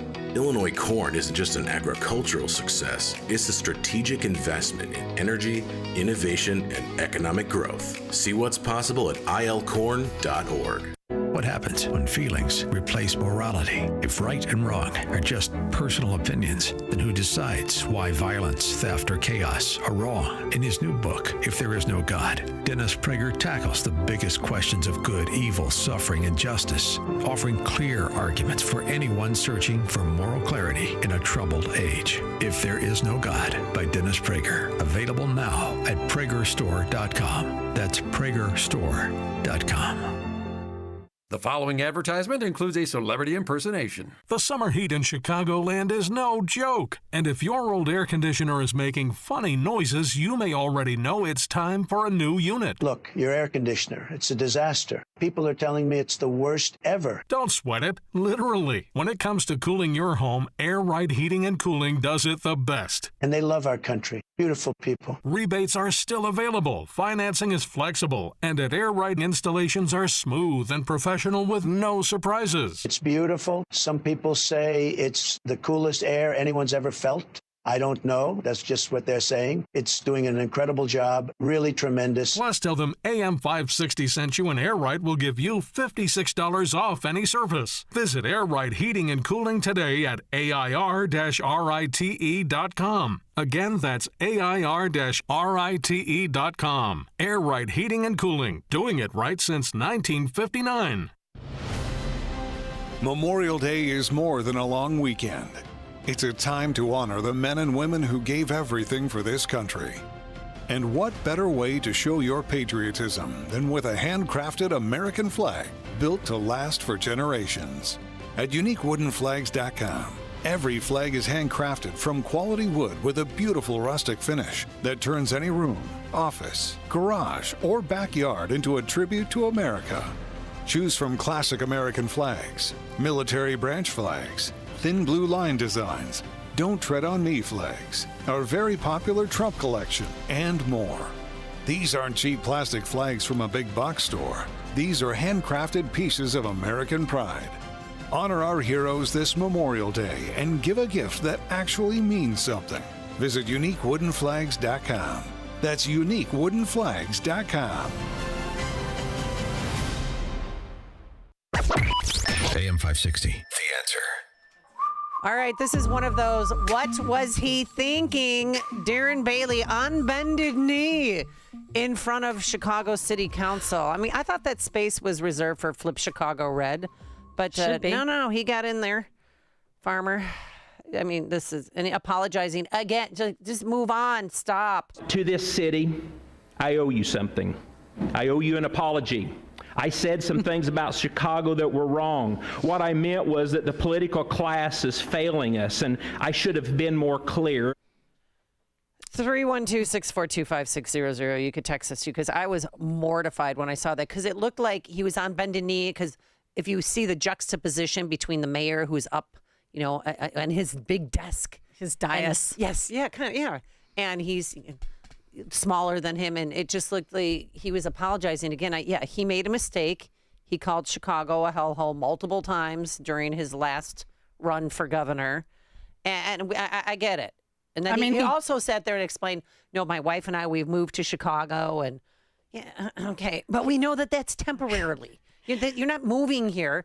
You're just visiting. You're doing an Airbnb. Fred, I don't know if it's an Airbnb, but I can imagine he didn't buy the place. He's renting. We know he's renting out a place in the South Loop. Yeah, well, I mean, look, I don't know what he's doing. He's destroying any credibility as a true conservative because he's also stood with the unions, the public sector unions, in their strike that I think just got settled down at one of those universities, University of Springfield. So he's standing with them on their strike, and then he, just pro-lifers. I'm not going to touch it. Not going to touch the issue. Oh, that's his stance now? So he's doing the Bruce Rauner. We're not going to get into social issues here because remember that was his campaign. Yeah, I don't have a social agenda, and Bruce Rauner ended up only having a social agenda.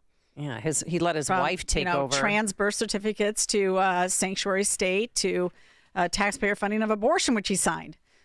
Look, I know the Rauner record really, really well. Oh yeah, you do. Yeah, because you almost beat him. Yeah, do you regret not running this time around? Because you would definitely be the Republican nominee. I think you would because you have more name recognition than Darren Bailey. And I'm totally putting you on the spot right now, and this is rude. I don't think that the voters have woken up sufficiently in this state. It's not bad enough yet. All right, coming up on Chicago's Morning Answer, an ICE officer arrested in Minnesota. Who was it, and what did he allegedly do? But now let's head into the newsroom. Here is the one and only, the best in the business, Mike Scott. 47 degrees this morning. We have sunshine. The QC Kinetics newsroom and a high only of 60 today. 2 police officers who helped defend the U.S. Capitol during January 6 rioting are suing. They're trying to block anyone from receiving payouts from a new $1.8 billion settlement fund for people who claim to be victims of politically motivated prosecutions. Colorado Democrat Party has censured Governor Jared Polis for his decision to commute the prison sentence of former clerk Tina Peters. DNC member Stephanie Beal. The State Central Committee finds that Governor Jared Polis' decision to grant clemency to Tina Peters materially harmed the Colorado Democratic Party's institutional credibility and efforts to defend democratic institutions and election integrity. A spokesperson for Polis says the governor did what was right. Peters was convicted in 2024 for tampering and giving unauthorized access to election machines in Mesa County. Chicago Police Superintendent Larry Snelling is dismissing rumors that he plans to retire, saying he remains committed to leading the department and serving the city. In this profession, we ask a lot of people, and we give a lot. But I can tell you right now, rumors are rumors, and that's what they are. I'm here to work for this city, and I'm going to continue to do so. Snelling also had high praise for retiring Chief of Patrol John Hine for his nearly 31 years of service. An early morning house fire on the city's southwest side has left 2 adults and 2 children dead. Authorities this morning now believe the fire was started intentionally. A rabid bat was recently found in suburban Park Ridge, and now the Illinois Department of Public Health is investigating, saying someone was exposed. The bat tested positive for rabies Wednesday. Animal control specialists removed that bat from the 1100 block of South Rose in Park Ridge on Tuesday. A construction worker has died after falling from the roof of a northwest suburban Palatine building. Police in Palatine say it happened around 3:50 p.m. yesterday when authorities received calls about that fallen worker. And a longtime Chicago contractor is suing the city, saying his company that used to transport bodies for Chicago police has been pushed out improperly. John Stamps and Allied Services Group out of an office on West Cermak have been taking deceased Chicagoans to the Cook County Medical Examiner since 2012. We want to come back and everything. They love their job. To do what we do, not too many people can do it. And so it's like a family. So my thing with them now is to get it back so we can come back as a family. Court documents show the city gave that contract to Wallace Harrison Funeral Home on the northwest side. Stamps and his longstanding business are asking the city to rehire them and hand the contract back. Chicago sports. Baseball, Cubs on a 5-game losing streak following a 5-0 loss to the Brew Crew, while the Mariners beat the White Sox 5-4. The news, a service of the AM 560 store, T-shirts, hoodies, and more from your favorite AM 560 brands like Proft University and the Sean Thompson Show, 560theanswer.com/store. A check of the roads in 2 minutes on AM 560. If you listen to the mainstream media and the Democrats, you'd think it was a sin to be black and conservative. Well, John Anthony blows up that perception every week on Black and Right. Join John this Saturday afternoon at 4 when he pushes back against the left and its regressive, progressive agenda that tries to dictate how people should think or feel about politics. Listen to Black and Right this Saturday afternoon at 4 right here on AM 560. The Answer. Let me ask you something. Does your garage floor look bad, covered in salt, cracked or stained from the winter's brutal blast? Well, I've got a fix for you so you can start enjoying your garage this spring. Contact my good friends at Level 10 Coatings. Level 10 brought my garage floor from dirty and gross to showroom, shiny new in just one day. Level 10 Coatings can do the same for you. A quick and easy fix, permanent durable solution. Guaranteed to never chip or peel. Get it done now so you can enjoy your garage this spring and summer. Schedule your free quote today and mention me, Amy, for $500 off. Visit level10coatings.com. That's level, the number 10, coatings.com. Level10coatings.com or call 855-510-2628. Again, that's 855-510-2628. Level 10 Coatings, your premier concrete coating experts. Picture warm Gulf breezes, turquoise waters, white sand beaches. Now, add evenings of conversation with Salem Media's Mike Gallagher, Scott Jennings, Larry O'Connor, and Jennifer Horn. This November, sail from Fort Lauderdale to the Bahamas, Jamaica, the Cayman Islands, and Mexico on a 7-day journey built for those who love this country. Book your cabin today when you text the word cruise to 94878. Celebrate America's 250th anniversary the right way on the Gulf of America Cruise. Book your cabin now. Text the word cruise to 94878. On Salem News Channel, principled voices are shaping today's conversation. Scott Jennings brings clarity to the toughest debates. Josh Hammer's blistering commentary puts politics and culture on trial. And Alex Marlowe's insight connects us to what matters most. Watch anytime on Samsung TV Plus, Pluto TV, or find us on your screen at snc.tv. 3 new shows, 1 powerful lineup. Salem News Channel, across America. Hair Volume from New Nordic will make your hair look thick and healthy. Hair Volume is available online at Amazon and newnordicusa.com or in the hair care aisle at your local CVS. 6:37 Team Hochberg Traffic Center time, a service of Mattress Firm. Ready to upgrade to the perfect sleep setup? The Mattress Firm's sleep experts guide you to the perfect bed at the Memorial Day sale. Unbeatable deals on both comfort and top brands. Mattress Firm, they make sleep easy. Accident. Kennedy outbound just after Ohio this morning. Stevenson inbound. Accident cleanup continues inbound at Ashland Avenue. Roadwork delays this morning northbound between the Jane Addams and Kirchhoff.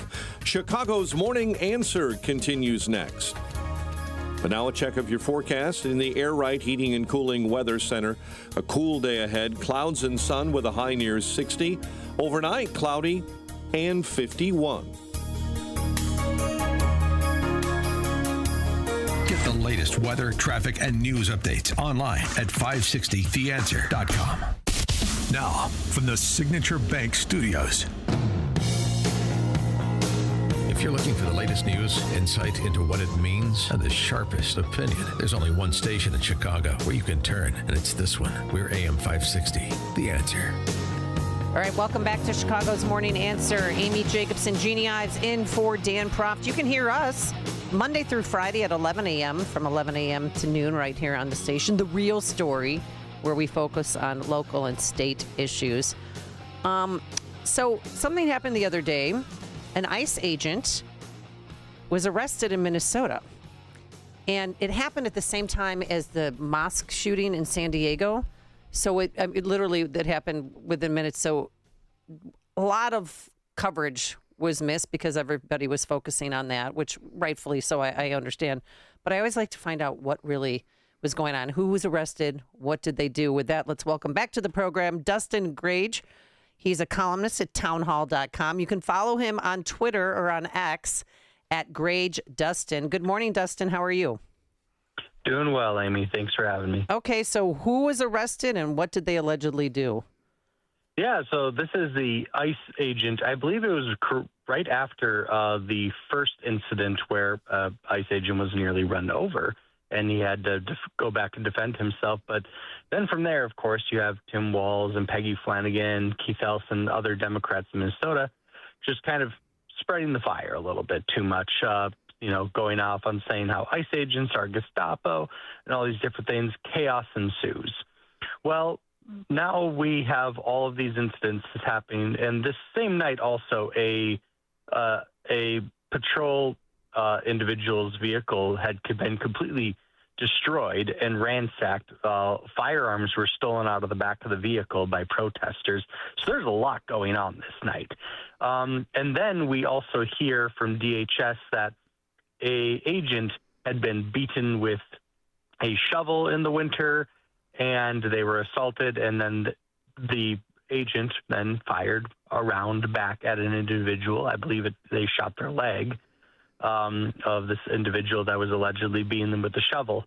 And that was the report coming out, especially with all the chaos. But it turns out that the ICE agent may have lied, and he wasn't actually being beat with a shovel. So now we're in a very particular situation now where that ICE agent has now been charged with the incident because they would have lied on the record. So at least that's what the video is showing. Of course, there's going to be a full investigation, charges and everything with that. But currently that individual has been charged now. And I just heard as of this morning now that the ICE agent plans to turn themselves in to do the trial. So that's currently the space we're in right now. Granted, I haven't overtly examined the video thoroughly, but everyone that I've been speaking to kind of says that, yep, this ICE agent probably lied, which unfortunately won't be helping the situation when you have an ICE agent who does something unfaithfully, because now it's going to put everyone else at risk. And of course, we all know as conservatives that ICE agents have seen 1,000+ increase in targeting violence towards them and their families. I mean, when you see people leaving the federal building in Minnesota, others are following them. They're following them to their homes, trying to figure out where they live. This isn't going to help that type of a situation when you have an individual that kind of goes out of the ranks and does something like this. It's not going to help the situation at all when it comes to enforcing immigration, but that's an unfortunate situation that's currently unfolding right now in Minnesota. And how many ICE agents have been arrested? What about the man who I think rightfully, Renee Good was allegedly trying to run him over and he shot her? Yeah, so I believe the Hennepin County attorney is attempting to do charges with that. Granted, they don't have the information that the feds have. They have the full book on here's the incident, here's all the evidence. The Hennepin County attorney's office doesn't really have that information to be able to even really charge. So that, and honestly, in that situation, we've all seen the video, we've all seen the moments leading up to it. And personally, Amy, I actually saw the wife or the partner the day of that shooting later that night. I actually ended up going on Fox that night, and they ended up throwing that woman on MSNBC and doing the whole bit. So we saw each other in the hallways, Amy, and I looked at that woman's eyes, and she looked like she had just seen death, and just you could see guilt on her face because looking back at that video, she even says in a separate one where a pedestrian's just taking video of someone, she says, "It's my fault. She shouldn't have even been here. We shouldn't have been here." She feels so much guilt because I think she knows deep in her heart that they put themselves in a situation that got her partner killed. And they know that they're probably in the wrong there. I mean, I had obtained a video that ended up going viral. It was like 5 straight minutes of the individual honking and dancing to the beat of the horn. They knew exactly the situation they were in, and they ended up charging the officer with the vehicle, and ultimately, unfortunately, ended in her death because they put themselves in a situation like that. While maybe these other ones, like the Pratt case, I think is a little not as cut and dry. I mean, this is an individual, yes, who kicked out a taillight weeks prior, had been looking for problems with ICE agents. I mean, he's had a history of it. His family told him, don't get involved with ICE anymore, and he continued to do it. So he put himself in a situation, but probably not in a situation that should have ended in his death. So that one's not as cut and dry, but this other one, that initial one that started the chaos, probably I would say let's side with the ICE agents on that one. But that's currently where we're standing right now. And then the Alex Pratt one, that one's still developing as well. But this is the first one where it appears to be fairly cut and dry. The ICE agent's probably in the wrong here. Thankfully, it didn't end in someone's death, though. Well, it is interesting because it's also the first time for me hearing that Renee Good's spouse actually had some remorse about them doing what they're doing. I have not heard in the video. before. She gets out. She goes, "There you go, honey," and she coaxes her along to run into the ICE. She was listening to her commands. It was weird. You should see the video. No, it's very in a disturbing. video shortly after the incident, a man walks out of his house right outside the incident and is filming, hey, what's going on? And she's crying on his porch saying, it's my fault. We shouldn't have even been here. So she had immense remorse. And personally, I saw her with my own 2 eyes later that night. She had looked like she had just seen things. And after seeing those videos and combining all of that together, that's my personal perception of it, is she knows that her spouse would be alive today had she not brought her to that situation and put her in that situation. So that's my personal perception of it after you combine all of that evidence together. Well, my personal perception on all of this is that if law enforcement at the local level actually enforce the laws and let ICE do what they need to do without interference from protesters, then you wouldn't have seen anything of what we've seen on the streets of Chicago or at Broadview. And in fact, I mean, even these Broadview 6, we have these Broadview 6 protesters that got prosecuted, and now it's all coming down to just a misdemeanor when they've actually had felony interventions with ICE officers and trying to stop them from doing their job. And now it's just a federal misdemeanor trial that's going on. And that's going to happen apparently next week here in Chicagoland. But again, I mean, it's too late in terms of taking action against these protesters and saying, get out of the way. This is a federal enforcement action, and you need to be on the sidelines. And it took a long time before, even in Broadview, Illinois, where they have an ICE detention facility, they finally put up concrete barriers and started to enforce the rules around, look, if you're a protester, here's your area. Go ahead and protest, but here's your area. And this should have happened way before it got out of hand with Renee Good and her wackadoodle spouse going out there thinking that they can interfere with a vehicle. But here's the thing. By the way, I blame politicians and pastors and community leaders because they use the word kidnapping. They're being kidnapped, and that motivated violence on the left because that's inflammatory rhetoric, and that is dangerous because then you think, oh my gosh, an American citizen's getting kidnapped. I have to go help. It's a call to action. So but I mean, for obviously this ICE officer who it appears, overstepped the bounds big time, firing into a house when he knows there's multiple people there with a shotgun. Good grief, you're going to hurt somebody. He's going to be prosecuted. Not so with these ICE protesters. I don't feel like they're going to feel the full effect of what their actions actually did and the danger that they put others in. And that's the two-tiered justice system. That's what's wrong in these cases. Well, even worse, guys, when they do create these sections where you're able to quote unquote protest, I mean, they're still following ICE agents still months later. But a good friend, Savannah Hernandez, came as a TPUSA reporter here in Minnesota, broad daylight. Now, I've had Nick Sorter had bricks thrown through his truck as he was trying to flee these people during Operation Surge, but we're talking months later. Savannah Hernandez, TPUSA reporter, this woman's like 110 pounds. She's the size of my wife. Was pushed by a near 300-pound man to the ground and beaten by several other family members. Not all three of those family members are even going to get charged. So currently, I believe only one man, the man who pushed her, is actually getting charged locally. The only reason all three are going to receive charges is because Trump is in the administration right now, running the country, and we have the feds bringing charges against all three right now. Otherwise, these people would be walking near scot-free off right now. So, yeah, even when you create these situations of like, oh, we have this separate protesting area, they've emboldened the left to say, hey, if you go and you cause some violence, you push some people, you rough them up a little bit, there's a pretty good chance we're going to let you off as long as you're a leftist. All right, we're speaking with Dustin Grange. He is from a columnist at townhall.com. You can follow him on X at Grange Dustin. I wanted to ask you about your primary. Election day is Tuesday, August 11th. And how's our girl Michelle Tafoya going to fare? She's running for the U.S. Senate seat. So, yeah, she's doing well, I think. Granted, our primary is not till August. I believe Texas is going to be this upcoming Tuesday, so that's going to be a big one.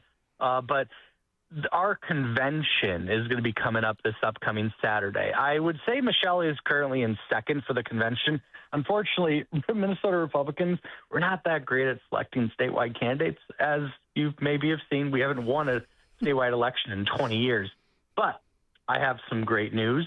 I have obtained some internal polling. It's going to be released in early June, but it sounds like we're nearly tied with Amy Klobuchar right now for the governor's race if we nominate a candidate known as Lisa Dameth and Ryan Wilson as a running mate for governor. So currently we're nearly tied right there with Amy Klobuchar. That's because nobody wants for 30 years. Yeah, nobody wants to hear her whiny voice for 4 years. Have you ever heard her voice? and then beyond that we have Michelle Tafoya, who's set a record for fundraising. We're talking over $2 million in just a couple months. Good. For Minnesota. I've never heard of a candidate raising $1 million in a year up to the state convention. She's doubled that in months. So Michelle Tafoya is in a great position. She's currently leading by 30 points in the August primary. So she's well ahead there.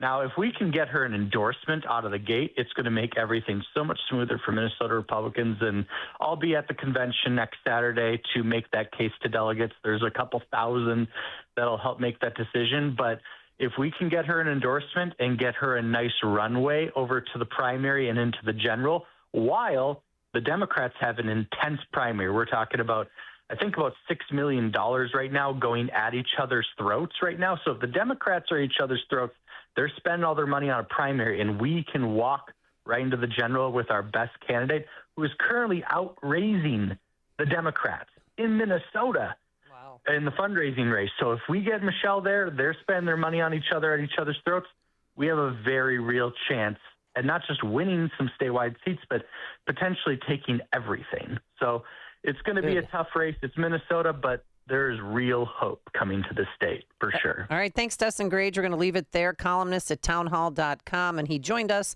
on the Alpha Wealth Group answer line. The stories you need to know to start your day. This is Chicago's Morning Answer on AM 560. The Answer. I, Ben Huth, being of mostly sound mind. What you doing? I hereby bequeath the Cara dining table from Penny Mustard to my great-great-great-grandchild. Really? Our fine, sophisticated furniture is made of solid wood and lasts for generations, so I'm making sure everything's covered. Not a bad idea, really. The Cara table's timeless design will never go out of style. Hereto and henceforth, my future descendant agrees to the following. They will refer to the table as Grandpa's masterpiece. The table hosts at least one awkward family meal per calendar year, and a strict no crayon rule must be enforced. That's a bit extreme. This concludes my last will entablement. Amen. The Cara dining table, paired with 4 Rubio chairs, starting at just $152 a month with no interest and no payments till May of 2029 through May 31st at Penny Mustard. 6 Chicagoland showrooms. PennyMustard.com. Generational versions of what people want. Penny Mustard Furnishing. Each morning, the newsmakers and the newsbreakers shaping today's conversation are heard on the AlphaWealthGroup.com answer line on Chicago's Morning Answer. When you need answers about what's happening in your world, you turn to AM 560 The Answer. And when you need answers about how to prepare for and protect your retirement, you turn to the Alpha Wealth Group, now the proud sponsor of the AM 560 Answer line, right here on Chicago's source for news, opinion, and insight. AM 560 The Answer. At Signature Bank, going the distance for business banking customers is what we do every day. We understand that business owners have a strategic mission, a drive to succeed, a plan for growth, and don't have time to wait for a bank to respond. With Signature Bank, you not only have a banking partner that has roots right here in Chicago, but our decisions are made locally too. Signature Bank knows that when you have a question or problem about your business, you want answers. You need someone who will pick up the phone or respond to your text. You need someone who is always there for you. That's Signature Bank. We are a team that wants to get to know you and your business. Want to be Signature Bank's next success story? Give us a call today at 773-467-5630 or visit us online at signaturebank.bank. Member FDIC Equal Housing Lender.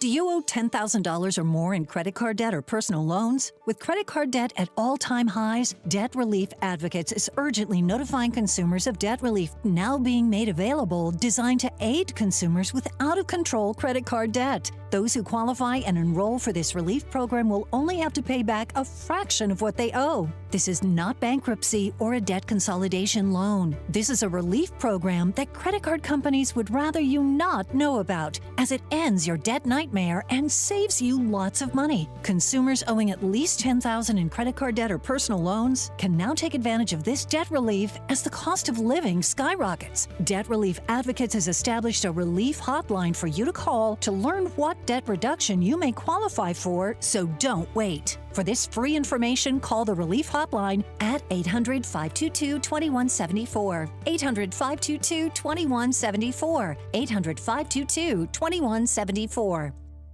Your kitchen's outdated. Your bathroom feels cramped. Every day you wait, prices go up. And you keep living in a space that doesn't work. At Forever Remodeling, one team handles everything. Design, planning, and installation, start to finish. We show you your new space in 3D before we ever break ground. No surprises. With flexible financing options, the home you want is closer than you think. Visit foreverremodeling.com. That's the number 4, everremodeling.com to schedule your personalized in-home design consultation. AM 560, The Answer. So the mother of the Glen View teen who was murdered weeks ago is frustrated over the delay in charges. She is speaking out to the media. Justice for Laybell means holding this person accountable for their actions, someone she trusted with no respect for her life, and walking around enjoying his. And Jeannie, you've been on top of this story because you're getting a lot of, not information, but a lot of concerned people out there is, how is this person still walking around? Yeah. Yeah, no, so just to refresh people's memory of the story, 16-year-old Lily Bova was fatally shot at the family's apartment in unincorporated Glen View on March 28th. Investigators said she was taken to Advocate Lutheran Hospital where she died. And she was a sophomore at Glenbrook High School. And what I'm hearing from people who are close to the situation is that they know who the murderer is. They know who he is.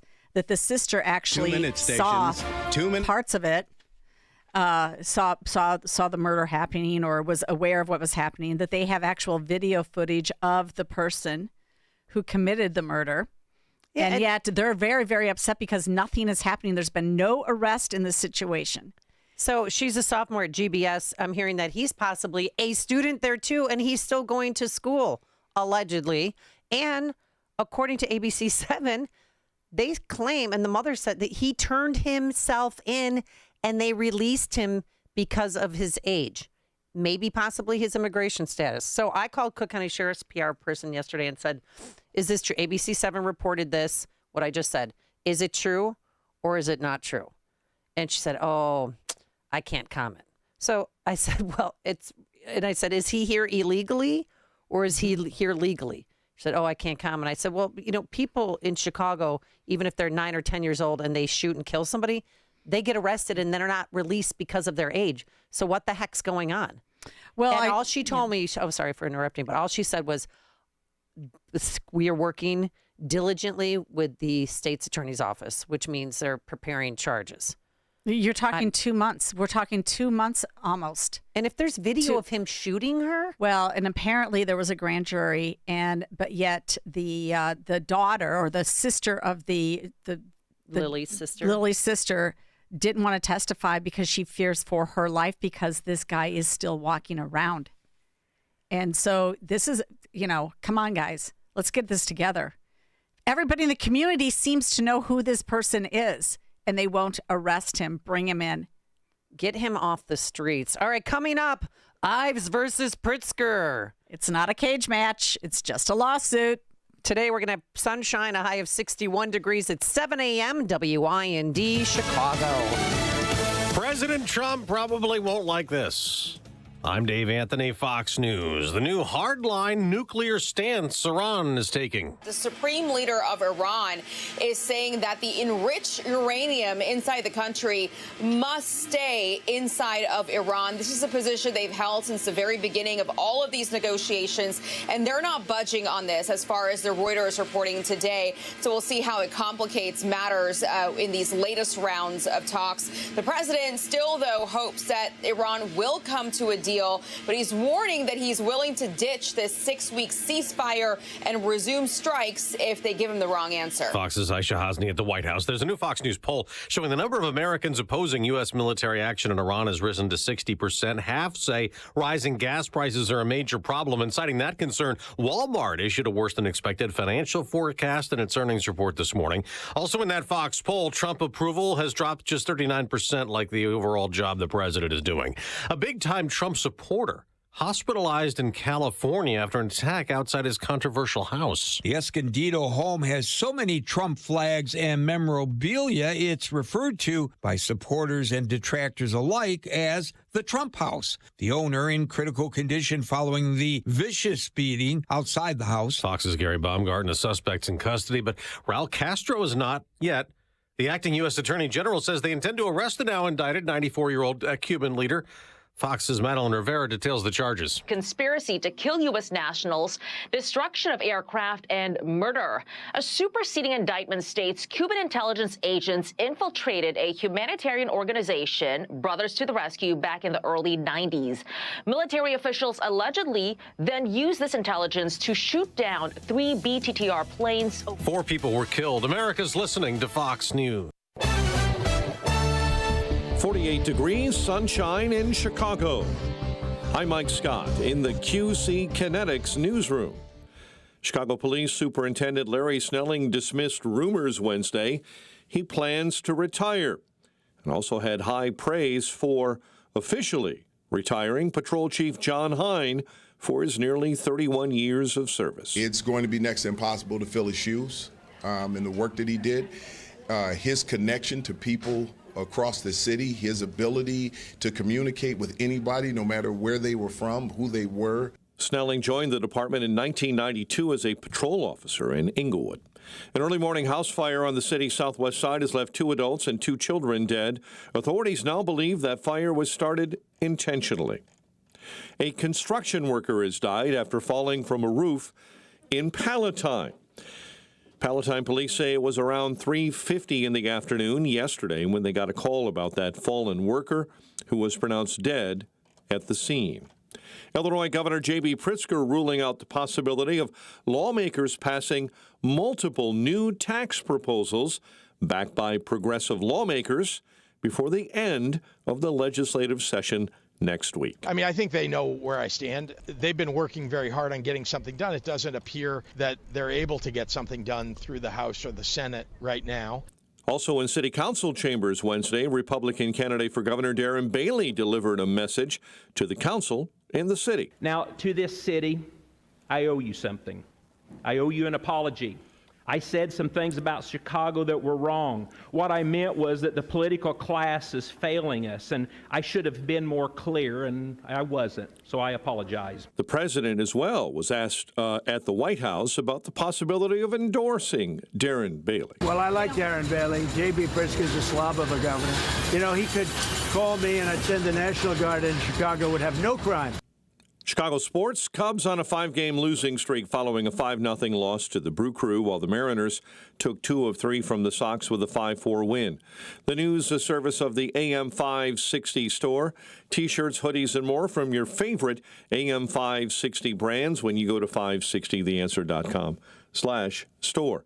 A check of the roads in 2 minutes on AM 560. Catch more money with leading economist Steve Moore. I'm excited about America. I think things are going really well. I think we've turned a corner here. I think Biden economics is well behind us now. This is a miracle what's going on here. If anything, it's better than I thought it would be.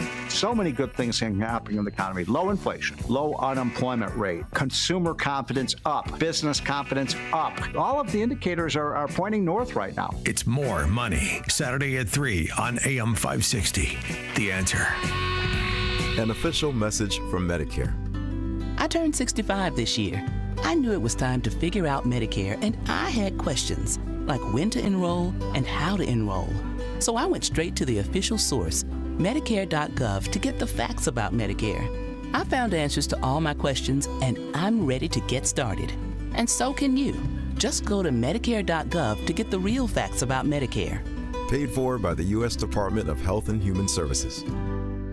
Born on America's darkest day, 9/11/01, the Tunnel to Towers Foundation has been helping American heroes ever since. Heroes like FDNY Lieutenant Edward J. McDonough Jr. McDonough served at Ground Zero. He later lost his life to a related cancer. The Tunnel to Towers Foundation was able to honor his sacrifice by paying off the family's mortgage. Donate $11 a month, and you can amplify your impact with a car or land donation. Just go to their website, the letter T, the number 2, the letter T.org. It's almost time once again for the annual AM 560 Golf Outing, presented by Signature Bank. AM 560 is proud to partner with the Tunnel to Towers Foundation to help them support America's first responder and military heroes, to help America never forget 9/11. This year, our golf outing is happening on Monday, June 15th at McRae Memorial Golf Club in Barrington. When you purchase a foursome to join us, you'll enjoy a full day of golf, meals, an awards reception, and a silent auction. And if you're a business owner, when you purchase a foursome, you'll also receive an AM 560 marketing campaign, which includes 25 one-minute commercials to air on AM 560 Monday through Friday between 5 a.m. and 8 p.m. and a free digital marketing analysis. Reserve your foursome today at 560theanswer.com/golf. That's 560theanswer.com/golf. Sponsored in part by Edward Jones Financial Advisor Nolan Webster and by real estate broker Ed Dring at leavingil.com. 7:07 Team Hochberg Traffic Center time, a service of Steiner Homes. Building homes is more than a business. It's a calling, family-owned and dedicated to building custom homes with care, integrity, and craftsmanship you can trust. Visit SteinerHomesLTD.com. Steiner Homes, love where you live. Near north side of Chicago, in the Gold Coast, there was a call out for fire. North and southbound rush blocked off between Oak and State. Keeping our eyes on that for you this morning as we're watching roadwork delays northbound on Route 53 between the Ike and Kirchhoff. Slow traffic on DuSable Lakeshore Drive. You're jamming up northbound at Bryn Mawr. And delays, stop and go traffic on the Stevenson inbound between Damon and the Ryan. Chicago's Morning Answer continues next. But first, a check of your forecast in the Air Right Heating and Cooling Weather Center. Today will be cool with a mix of clouds and sunshine, becoming breezy in the afternoon. The high temperature will reach 61. Tonight will be cloudy with a low of 51. Tomorrow is expected to be mostly cloudy and breezy with a chance of a passing shower or two. The high temperature will be 65. I'm meteorologist Jason Caterina on AM 560, The Answer. Get the latest weather, traffic, and news updates online at 560theanswer.com. Now, from the Signature Bank Studios, This is Chicago's Morning Answer with Dan Proft on AM 560. The Answer.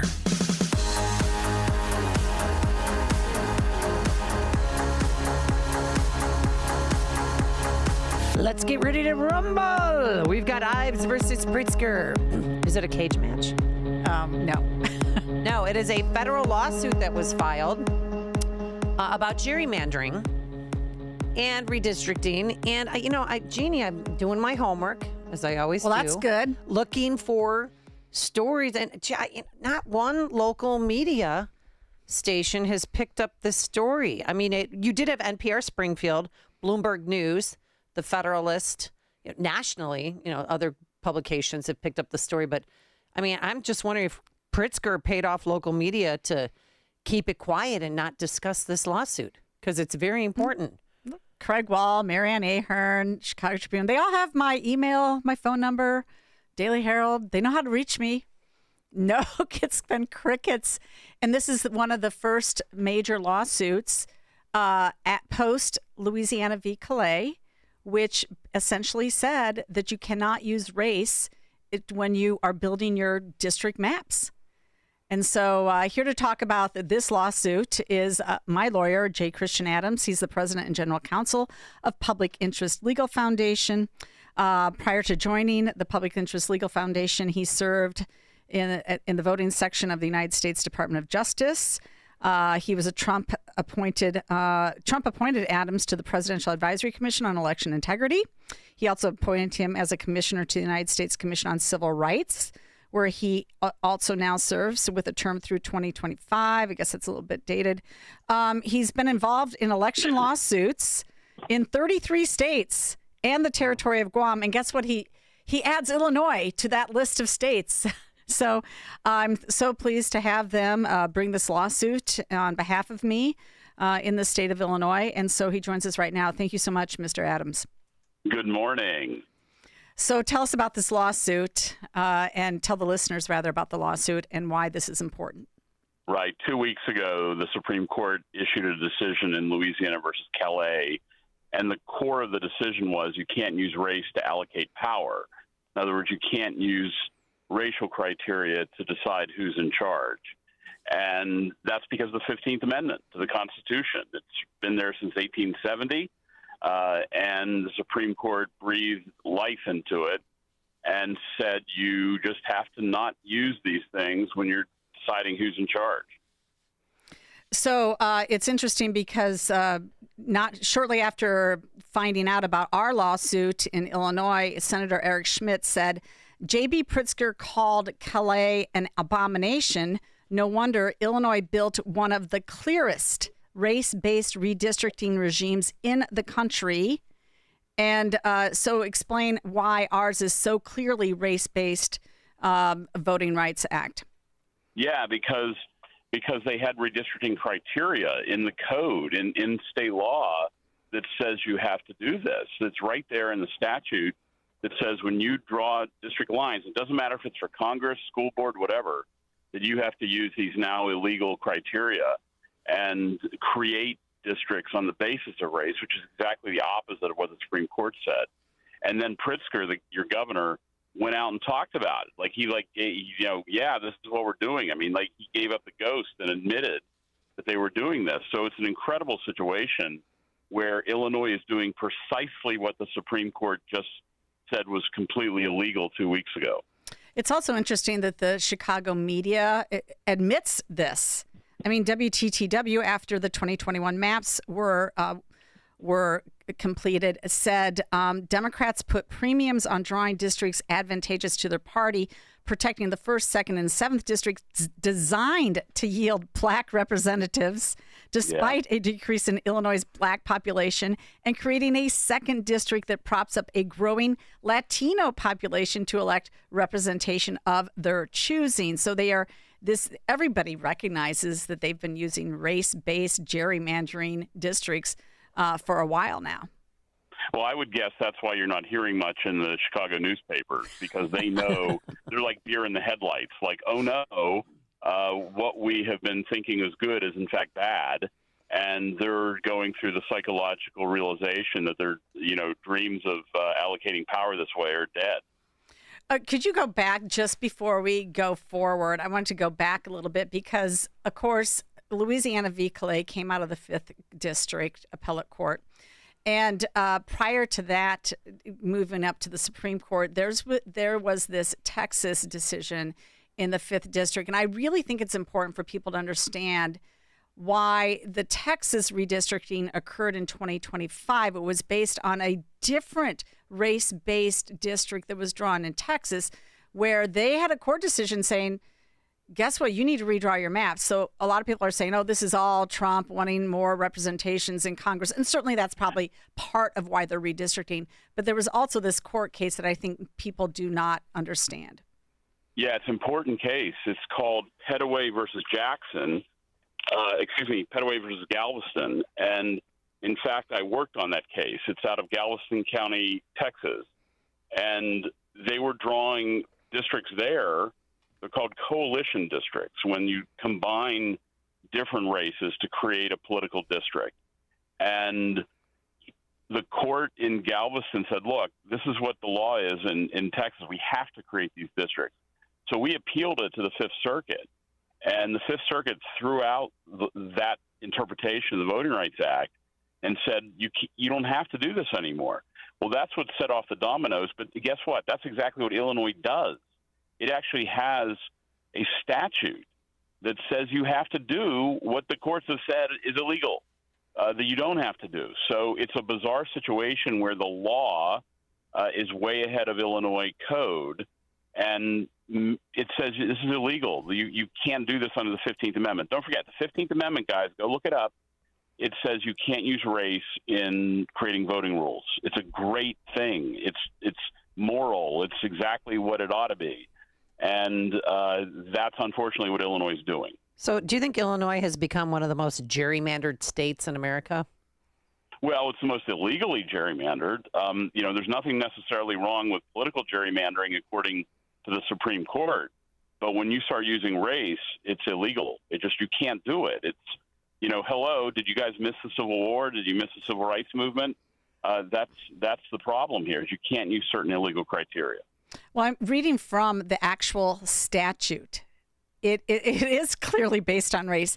It literally says representative districts shall be drawn to create crossover districts, coalition districts, and influence districts, and then it defines them. It literally says the phrase crossover district means a district where a racial minority or language minority constitutes less than a majority of the voting age population, but where this minority, at least potentially, is large enough to elect a candidate of its choice.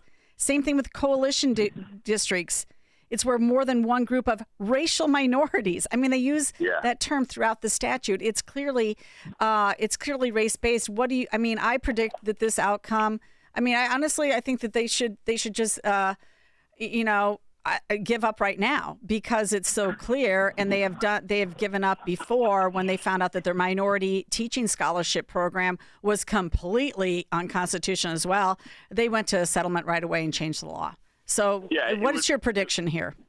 Look, it's illegal. It would be the same as if Illinois had a grandfather clause. Like, you're only allowed to vote if your grandfather got to vote. By the way, that case is called USC Quinn. It's from Oklahoma in 1915. This is just as bad. You cannot make race the way that you allocate power. This country stands for that. That's why people marched across the Edmund Pettus Bridge in Montgomery, Alabama, and Selma, Alabama. That's why we had a civil rights movement, is to get race out of the picture. But Illinois puts it straight in the middle of the frame in their mandate to create racial districts. It's illegal. It's immoral. It's wicked. It's not what we're supposed to be about in America. So what's the next step? Are you waiting for a response, or what happens? Yeah, there'll be a response. They have a right to do that, obviously. I can't wait to see. Like, are you going to defend racial districts?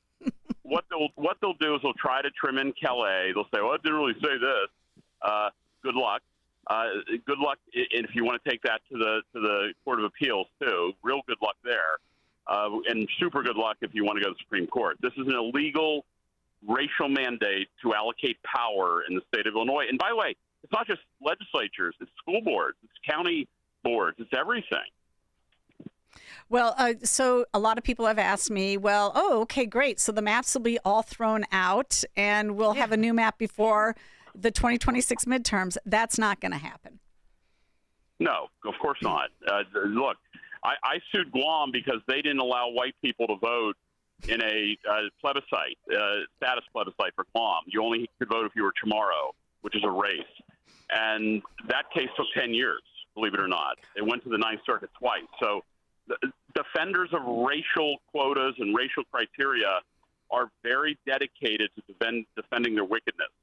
So don't expect them to roll over, because they're into this stuff, right? Like this is what drives them, what gets them up in the morning. Like, hey, let's do racial set-asides. After all, they fought in education and college admissions for how long? I mean, they're into it, right? Whole groups exist in Illinois because they believe in using race. So, don't think that they're going to give up easily. Well, I don't think so either, because, of course, Pritzker called the Calais decision. We must call this for what it is, voter suppression that will silence black and brown voters. The magnitude of this decision cannot be understated. It guts the Voting Rights Act and its very purpose of protecting all voices. So, I mean, they're going to maybe double down on this. Good luck. Go ahead. We'll fight this all the way to the Supreme Court if we have to.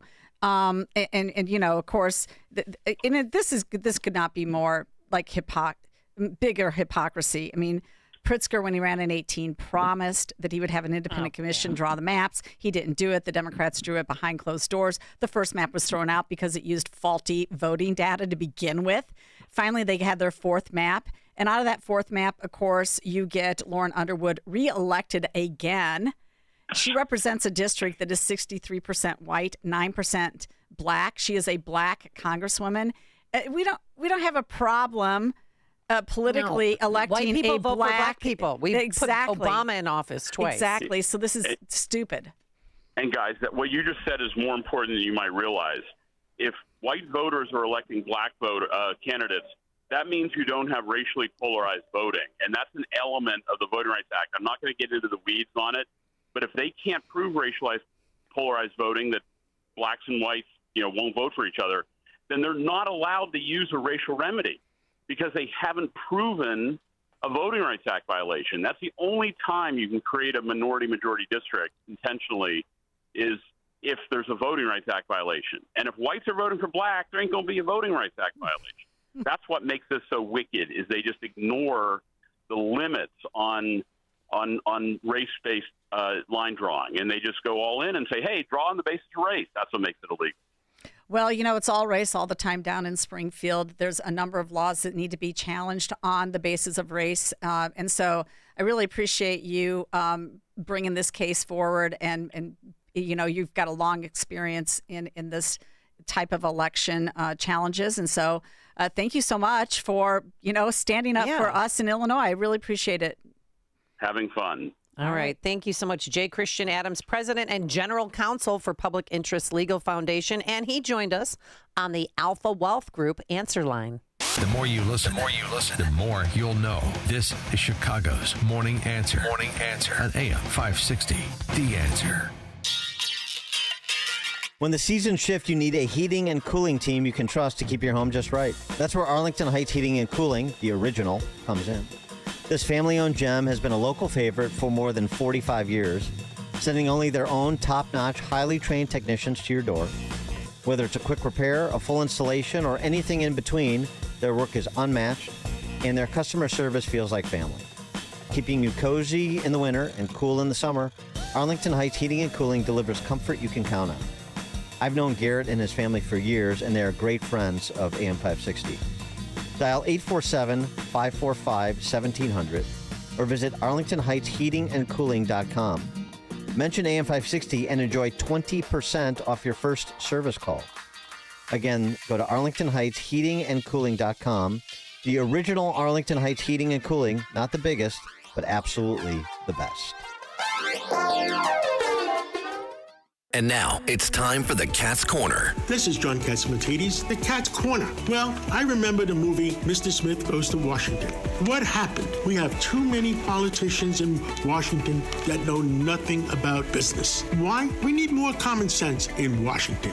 Whether we're talking about the federal government, state government, you need common sense. We need the balance of power in our government. Doctors, lawyers, accountants, professionals, business people, and blue-collar workers. And that's the only way we can come out with common sense. Putting on taxes and regulations without knowledge of what happens. Some of the states are not doing a good job. All they do is raise taxes. And then when they need more money, they tax the taxes. I mean, you gotta laugh about it, but it's happening. We need people that have common sense, a balance of power in all our legislative functions to be able to operate our country, our states, our cities more efficiently. This is John Catsimatidis, the Cat's Corner.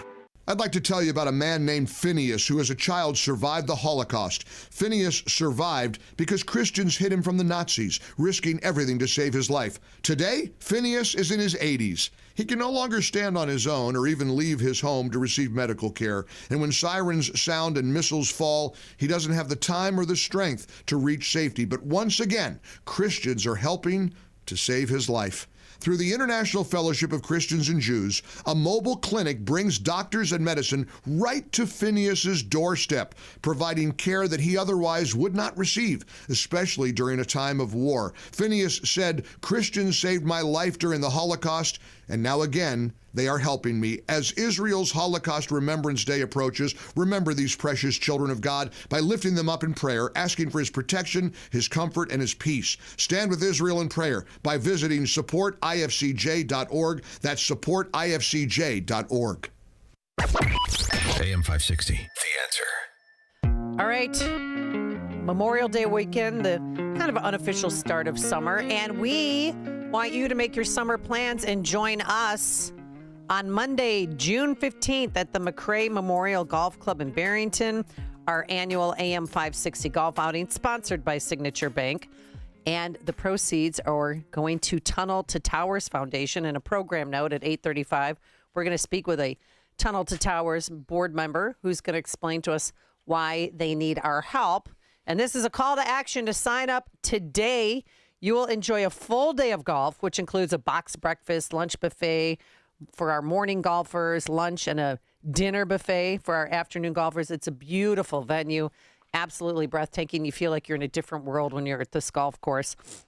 We'll have prizes for the winning foursomes, longest drive, closest to the pin, as well as the silent auction. And listen up, if you own a business or run the marketing decisions for a business and you purchase a foursome, guess what? We'll give you an AM 560 marketing campaign, which includes 25 one-minute commercials to air on AM 560 Monday through Sunday between 5 p.m. and 8 p.m., along with a digital marketing analysis. So get your foursome together. You can even have a twosome. You can also golf with me if you want. Go to 560theanswer.com/golf. That's 560theanswer.com/golf. Sponsored by Signature Bank and also by real estate broker Ed Dring, and online at leavingil.com. Why do I have a hard time with that real estate broker? Because this is the third time now that I've butchered his name. It's real estate broker Ed Dring. Thank you. So sign up and hopefully we will see you Monday, June 15th at McRae Memorial Golf Club in Barrington. All right, so The View responded to Trump RX. And the reason why this is a bigger story is not, I mean, it's a great idea to lower prescription prices for people in need, hardworking Americans. But Trump paired up with Mark Cuban. And Mark Cuban, hey, was the biggest anti-Trumper, was at campaign events with Kamala Harris. And The View did not like that. And Joy Behar, well, we watch it, so you don't have to. She thinks Trump RX is going to kill us. First of all, you lie down with dogs, you wake up with fleas. Correct. All right, the number one. And, you know, I like Mark Cuban. I've always liked him, but this is a mistake. And once Trump puts his name on prescriptions, we're all going to die, okay? Yeah. He put his name on the Trump shuttle, the Trump vodka, the Trump University, the Trump hotel, Trump steaks, and my too. favorite, the casinos that all went bankrupt. Yeah.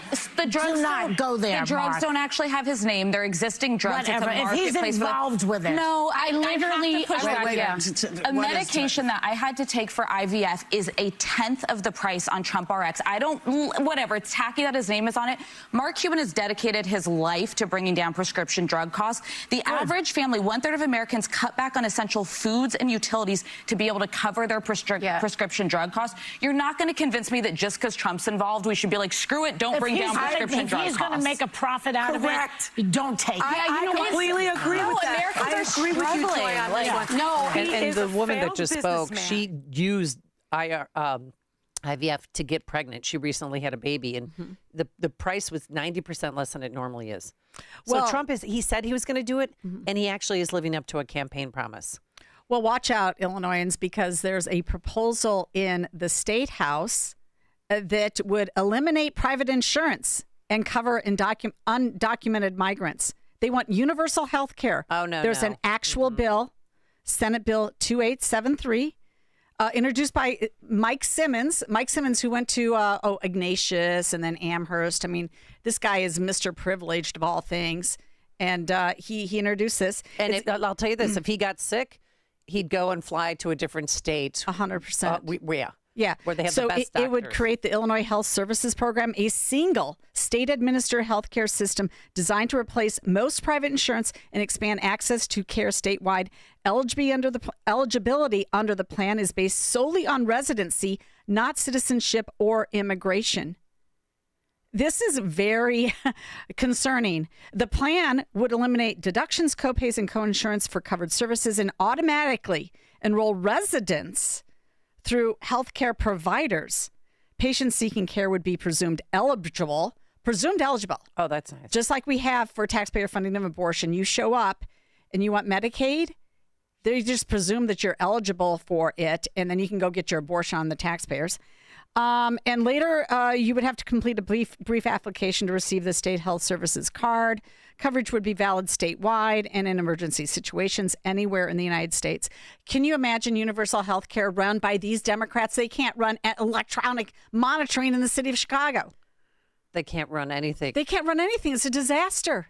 Oh, boy. All right, coming up on Chicago's Morning Answer, a heated debate in Chicago City Council over voting access ordinances. And if you're a Chicago cop and a Proud Boy, get ready to get in the unemployment line. We'll begin there with Alderman Ray Lopez. But now let's head into the newsroom.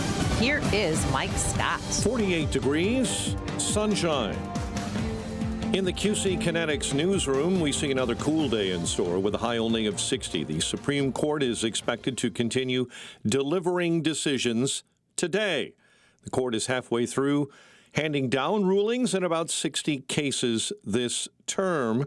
Cases still awaiting a decision include President Trump's attempt to ban birthright citizenship and whether Roundup weed killer can be sued for more cancer claims. Iran's supreme leader reportedly decreed the country's nuclear material must not be sent abroad. What should happen to Iran's stockpile of highly enriched uranium is one of the most contentious issues at the heart of negotiations to end the war. Reuters says Iran's supreme leader Ayatollah Mojtaba Khamenei has issued a directive that the near weapons-grade material must stay inside the country. The United States has been pushing for the uranium to be confiscated, with Israel's Prime Minister vowing to continue to fight until that happens. A ceasefire has been in place for weeks with no breakthrough in negotiations. Pakistani military officials are thought to be meeting Iranian leaders to help move talks along. Jonathan Savage, Fox News. A U.S. aircraft carrier strike group has arrived in the Caribbean amid tensions between the U.S. and Cuba. An early morning house fire on the city's southwest side now leaves 2 adults and 2 children dead. Authorities believe the fire was started intentionally. The man accused of killing Chicago police officer John Bartholomew and severely injuring his partner was back in court yesterday. Alfonso Talley was formally indicted on felony charges. Prosecutors have not yet said how Talley got the handgun into the hospital Talley will be back in court on June 3rd. Elk Grove Village Mayor Craig Johnson last night held a town hall on data centers. Our 20 data centers, just our 20 data centers out of 5,600 businesses, paid $45 million in property taxes. Since the year 2000, 20 data centers have been built in Elk Grove, mainly the village's large business park there. The mayor's touting union jobs and about $45 million in tax revenue. Cubs on a 5-game losing skid following a 5-0 loss to the Brew Crew. Cubs host the Astros tomorrow. White Sox lost to Seattle. They visit San Francisco next. The news, a service of Fox Valley Coins. No waiting, no problem. Bring your gold or silver in today. FoxValleyCoins.com. A check of the roads in 2 minutes on AM 560. Your home is a valuable asset, and you want to take care of your home. From roofs, siding, windows and doors to furnaces, flooring, landscaping, and much more. Listen to your go-to for all things home. It's Home Answers Radio with your host, Roger Piper. Get answers from industry experts so you can make informed decisions about home improvement. Listen every Saturday at noon for Home Answers right here on AM 560 The Answer. Sponsored in part by JeffBuysYourHouse.com and by Center Guard Plumbing. Hey, if you're living with joint pain, listen up. I want you to try something different. You don't have to live in pain every day. Have a conversation with my friends at QC Kinetics and tell them I sent you when you do. They offer all-natural regenerative treatments for joint pain.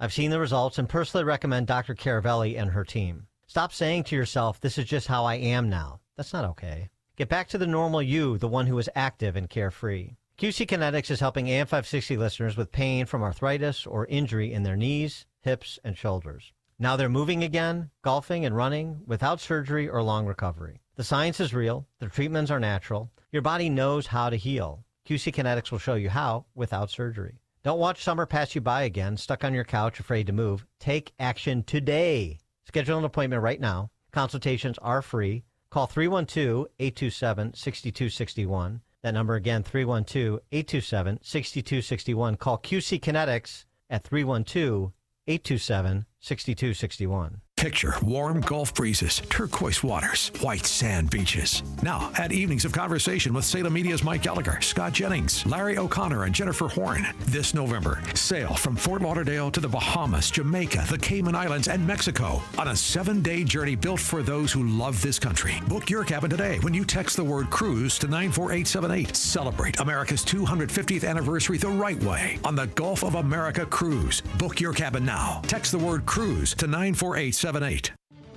Rick Borick talks about the emotions of stock market investing. At what point would you rethink your decision that you're invested in the stock market?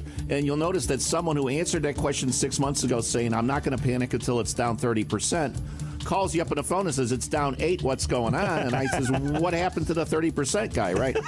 Unleash Your Wealth, Saturday at 7 a.m. and 2 p.m. on AM 560, The Answer. Amazon Business. With smart business buying, innovative AI tools optimize your purchasing experience paired with delivery options built for business. Learn more at amazonbusiness.com. Team Hochberg Traffic Center Time, a service of Capital One. Earn unlimited double miles on every purchase with the Capital One Venture X Business Card. The Capital One Venture X Business Card, what's in your wallet? Terms apply. See CapitalOne.com for details. Elmhurst, Palmer Drive in York Road, report of an accident. McHenry, Belvedere, and Chapel Hill, accident in the cleanup stages. Route 53, roadwork delays northbound, starting at the Ike all the way up to Kirchhoff. Accident left shoulder on the Reagan, I-88 eastbound. Near Roosevelt Road, you're backed up to the Myers Toll. Chicago's Morning Answer continues next. But first, a check of your forecast in the Air Right Heating and Cooling Weather Center. Clouds and sun today, high near 60. Cloudy and 51 overnight. Get the latest weather, traffic, and news updates online at 560theanswer.com. This hourly segment is brought to you by Goldilocks, offering 24/7 security solutions for homes and businesses. Call them today at 708-889-5600. Now, from the Signature Bank Studios. If you're looking for the latest news, insight into what it means, and the sharpest opinion, there's only one station in Chicago where you can turn, and it's this one. We're AM 560, The Answer. All right, welcome back to Chicago's Morning Answer. Jeannie Ives, Amy Jacobson in for Dan Proft, who I do believe is hitting the little white golf ball down the fairway today, but he will be back tomorrow. And we're glad to be here because, just so you know, in case you guys don't know, from 11 to 12 every day, Monday through Friday, The Real Story with Jeannie Ives and Amy Jacobson. And if you can't make it for some reason, you can always download the podcast on Spotify or Apple. Well, and I think that we have a unique show, Amy, because we do focus on state and local issues. And just a little bit of a follow-up on that universal health care proposal by Mike Simmons. That bill has an extended deadline to May 22, 2026. Now, it's rare for you to extend a deadline on a bill if it had not passed particular benchmarks like a committee hearing on a floor, but it has been extended to May 22. Now, I still don't think this is a serious proposal, but I think you should take it seriously that it was even proposed. Universal health care in the state of Illinois. Ending private insurance is their goal, and it doesn't matter if you're undocumented, illegal, whatever, everybody would be eligible for it. And this would be, oh my gosh, if you want to talk about more taxes and a bigger budget, this would do it. A beer will be $32. I can tell you that. All right, let's go to the phone lines real quick before we go to our next guest. Nate in Bridgeport, you're on Chicago's Morning Answer. Hi, Nate. Well, hey, I just wanted to weigh in on that gerrymandering thing with the lawyer you had on the phone. You know, if we don't pass the Save America Act and get this under control, the Democrats are going to throw a whole bunch of Supreme Court justices in there, and it doesn't matter if you want to take it all to the Supreme Court or not. Not going to win anything. That's yeah. That's all I got to say. Thanks, Nate. Thanks a lot, Nate. Appreciate that. All right. Yesterday was a little bit of a chaotic day at the city council meeting. They went over a number of subjects and, voting access ordinance.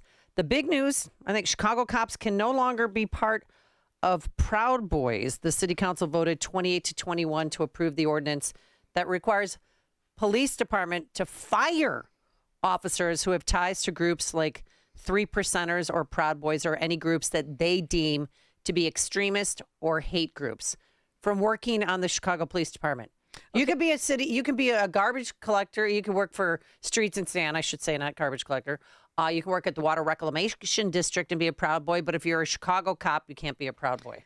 Well, under Biden, the military went through this whole stand-down procedure, and they instructed all of their members that they literally shut all operations down for one day. Of course, every command took their day to do it and discussed white supremacy and that type of thing. And then they went through people's profiles on social media. I think they found 9 people that they were concerned about in the entire military about having these types of ties to what they call right-wing extremist groups. And we don't like No, we're not. Right-wing extremist groups. We don't believe in white supremacy. That's sick. And it's disgusting, but it's strange that it's only for one group of people in all of the city government entities that we have. So with more on this and other things that happened, including an appearance by Darren Bailey, who was on bended knee begging for forgiveness, let's welcome back to the program Alderman Ray Lopez from the 15th Ward. Good morning, Alderman. How are you? Good morning, ladies, to you and your listeners. How are you today? Good. So how did you vote on the proposal about the police department officers that cannot work for the city or they have to turn in their badge if they're tied to 3%ers or Proud Boys? Well, let's just say yesterday was a day of absolute hypocrisy there in that room on 121 North LaSalle. I voted against what was the substitute ordinance targeting police and law enforcement in Chicago only. I originally introduced an amendment to the proposal saying that it should apply to all city employees, including elected officials and their staff, so that we could all be held to the same standard.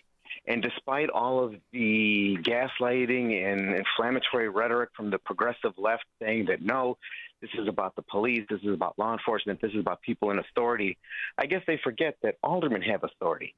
The mayor has authority, and that all of the thousands of city employees, as you referenced, that have access to your information have some level of authority. And we don't want anyone extreme, left or right, in government. They have no business being paid for by the taxpayers to do any job when we know that their values and views are dangerous.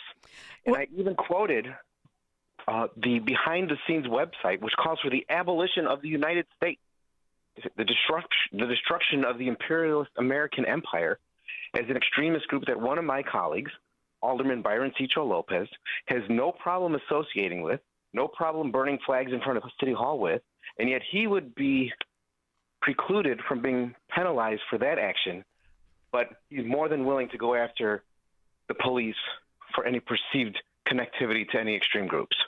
Well, Ray, thanks a lot for bringing that up, because the City Journal had an article on May 11th, the DSA's politicization of public office, and they specifically mention Alderman Byron Cicho Lopez. They said that he was one of the panelists on at one of their DSA, what is it?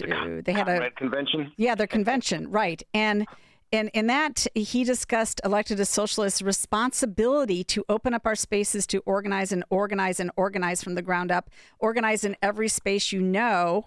He praised local efforts like Los Angeles' Rapid Response Network. That's the organization that was trained by far-left immigration focus group Union de Barrio, and it's one of the nation's most radical anti-ICE networks. So he shows up at the Democratic Socialists of America convention, and that's a hate group. Yeah, it is. He should be fired. I know, and then he wants to. And let me just jump in for one quick second.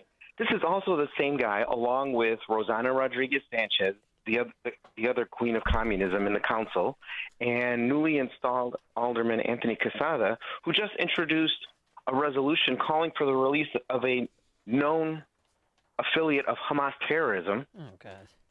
And the city council passed that as well. Thankfully, did not pass that. They punted, but it'll likely come back. But we allow the left and progressive hyper crazies to associate with all of their extreme groups because they think that there's no such thing as left-wing extremism. But they're willing to specifically target right-wing extremism, but more to the point, vilify police as just being pawns of right-wing extremism so that they can further this agenda of trying to defund the police one way or another. Well, President of the FOP, John Catanzara, said that it's safe to say his union will take legal action to challenge the ordinance. And he said, quote, "I think it's ridiculous. It's unnecessary. It's targeted to the police force with some lame excuse that we're the only ones who have the ability to take someone's life." So that's why, because police officers are bad, take them down any way possible. Well, and I think our law department was really contorting reality, trying to justify why it's okay to have rules for one group but not for the other. Look, the municipal code, the laws of Chicago should apply to everyone equally. There is a thing called equal justice under the law, but yet in Chicago, we're trying to have this very targeted response, this repressive liberalism going on here, where if you don't share their views, then you are the enemy. Then we could create laws that hurt you.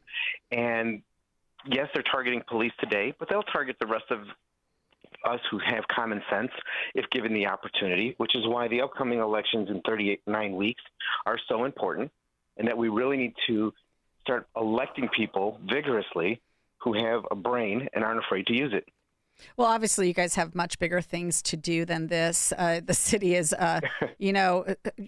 actually weighed under by a mountain of debt. You've got the Bears, obviously, are going to not be located there. But how does the city council stand on Pritzker's build program? Because you all have your little areas where you want to decide what gets built and what doesn't get built. You've got specific districts and regions where you can have an accessory unit in the backyard, and other areas where it's forbidden. And this is all the alderman's prerogative in doing that. And how are the aldermen feeling about Pritzker's heavy-handed when it comes to zoning now? Well, Jeannie, first off, You don't have to sugarcoat what you really wanted to say, because you could have called it what it was kind of. I know. Hang 'em high eyes was very gentle and genteel in her questioning. I want to know what Ray Alderman. thinks about this. I mean, I think it's heavy-handed, but you know, you've got a lot. But you're right.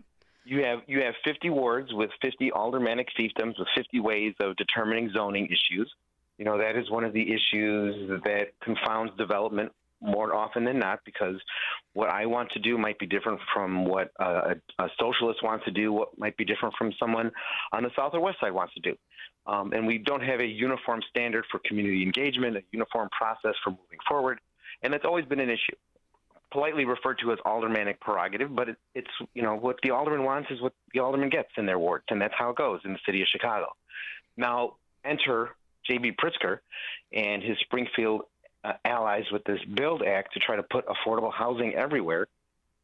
I don't necessarily understand how this is going to work, because if you have someone who wants to build affordable housing and doesn't get a response or action within 5 days, they can in turn go to a third party as mandated by the state, paid for by the respective municipality, for a decision on whether or not that zoning change and building development can move forward.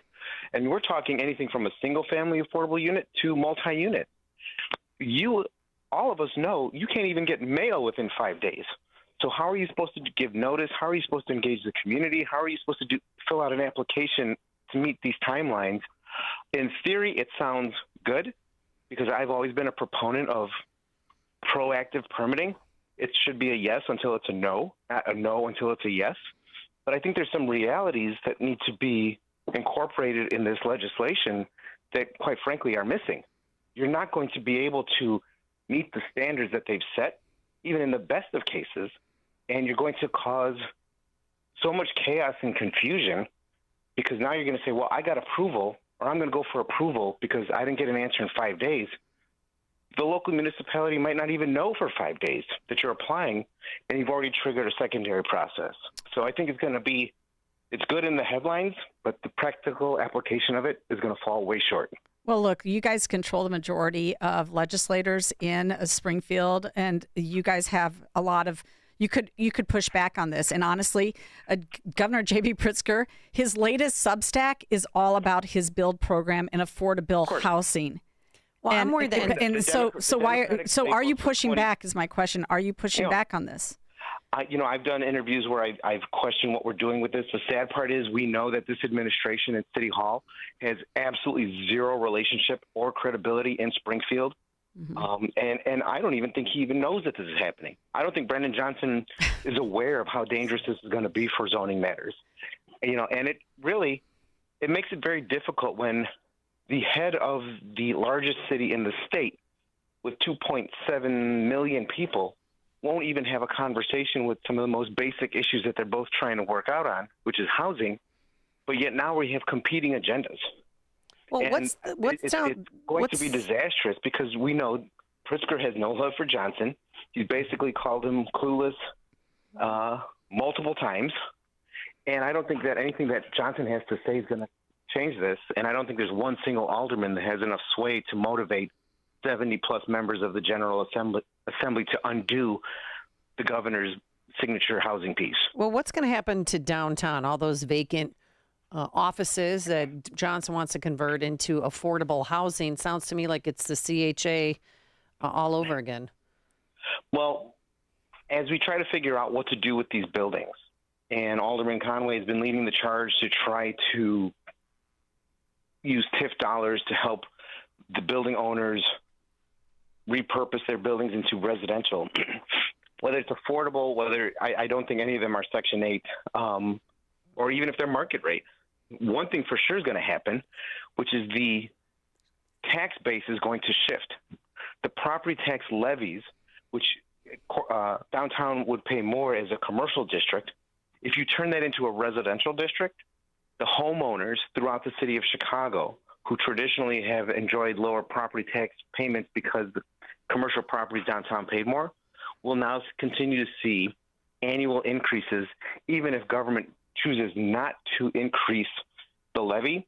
the distribution of it is going to equalize in the neighborhoods and hit people again. So that 16% increase that they saw this last time around will become the norm probably for the next decade if we continue down that path. Okay, I want to do a rapid round here. How did you vote on the access ordinance named in honor of the late Jesse Jackson Sr.? I voted no. Okay, and what exactly is going to change? You know, with that, they don't want you to be able to dox government employees or have an unsecure mailbox. Oh, okay. How do you feel about tipped workers and the full minimum wage? I voted for the compromise because I think that businesses need a break, and that as having been a tipped worker for 12 years, I know that you make more money with more hours, and if you make it more costly for me to come in and work, my boss is going to cut hours, and then I lose tips, lose money. And since we know it hurt people, it was the right thing to do. Okay, I got a text message. Amy and Jeannie, Alderman Lopez is one of the few common sense elected officials. He should become a Republican because he appears to be a Dino, Democrat in name only. So what's your response to that? And then also, too, you announced that you are going to be running for re-election. Yes, I'm a Democrat. I have to remind Democrats where the sanity poll belongs, because one day we may come back here. But they definitely love pushing my buttons, trying to tell me that I'm no longer a Democrat, even though I am. And I make them very uncomfortable by saying one because they can't shut me up. All right. And if people want to donate to your campaign, it's RaymondALopez.com. See, I did my homework. I found out the website, RaymondALopez.com. Alderman Lopez, 15th Ward. Always a pleasure to have you on, and thank you so much for your time. Ladies, take care. And he joined us on the Alpha Wealth Group answer line. It's like a hot, steaming cup of information to start your day. It's Chicago's Morning Answer on AM 560, The Answer. Don't miss In Grace with Pastor Jim Scudder Jr., now heard on Sunday mornings at 7:30. Tune in and find hope as Jim Scudder explores God's Word and His world each Sunday morning right here on AM 560, The Answer. Project manager sought by Lane Christensen Company in Aurora, Illinois, to perform project revenue and cost financial forecasting. Requirements are a Bachelor of Science in Civil Engineering, Construction Management, or related with 3 years experience. Benefits include a high-deductible health plan medical, dental and vision, health savings account, company-paid life insurance, accidental death and dismemberment, short-term disability, long-term disability, 401k, flexible spending accounts, lifestyle spending account, AFLAC plans, 3 weeks vacation accrual per year, 6 days wellness paid time off per year, 4 weeks paid parental leave, 11 paid holidays, and 2 paid volunteer days, tuition reimbursement, training and advancement opportunities, 15% incidental domestic weekly travel to client sites within Illinois. Pay is $119,954 to $119,955. Please send resume and cover letter to laynehr@gcinc.com. Hey Chicagoland, Jeff from Jeff Buys Your House. The military taught me that every mission is different. You assess the situation, listen to your team, then execute a plan built around what's needed. Same with helping families sell their homes. Whether it's an inherited house, a parent needing senior living, or life's just taking you in a new direction, we don't show up with a one-size-fits-all answer. We start by listening. What's your timeline? What are you worried about? What would make this easier? Then we build a solution around your needs. No repairs or clean out are necessary. You pick the timeline that works for you, keep your memories, and we handle everything else. Since 2007, our veteran-led team has earned hundreds of 5-star reviews by doing exactly that, listening first, and treating every family with respect. If you're ready for a no-obligation conversation, call us at 630-895-9530. That's 630-895-9530 or jeffbuysyourhouse.com. That's jeffbuysyourhouse.com. Are you 65 or older and dealing with chronic knee or shoulder pain? You're not alone. At the Joint Relief Institute, we've helped thousands find real relief without surgery. Our non-surgical, FDA-approved treatment uses hyaluronic gel that acts like a cushion between the bones in your knee. As we age, the cushion naturally wears down, causing painful grinding and popping. But our gel restores that cushion, allowing your knee to move smoothly again. Ready to stop the pain and get back to doing what you love? Call the Joint Relief Institute at 708-315-6800. Again, that's 708-315-6800. Move better, live better with JRI. Move better and live better with JRI. Contact the Joint Relief Institute today and get back to doing what you love. Call 708-315-6800 or visit jointreliefinstitute.com. Locations in Glen View, Oak Brook, and Orland Park. Call 708-315-6800. Medicare and most private insurance plans accepted. Reclaim your mobility with the Joint Relief Institute. Lots of places can expose you to identity theft, but that's why LifeLock monitors hundreds of millions of data points a second for threats to your identity, which is way more than anyone can do on their own. If they find anything suspicious, like new loans or changes in your financial accounts, they'll alert you right away, all through text, phone, email, or the LifeLock app. Get the alerts that can make all the difference. Save up to 30% off your first year with the promo code BECK. LifeLock.com, 800-LifeLock, 1-800-LifeLock, or LifeLock.com. Use the promo code BECK at LifeLock.com.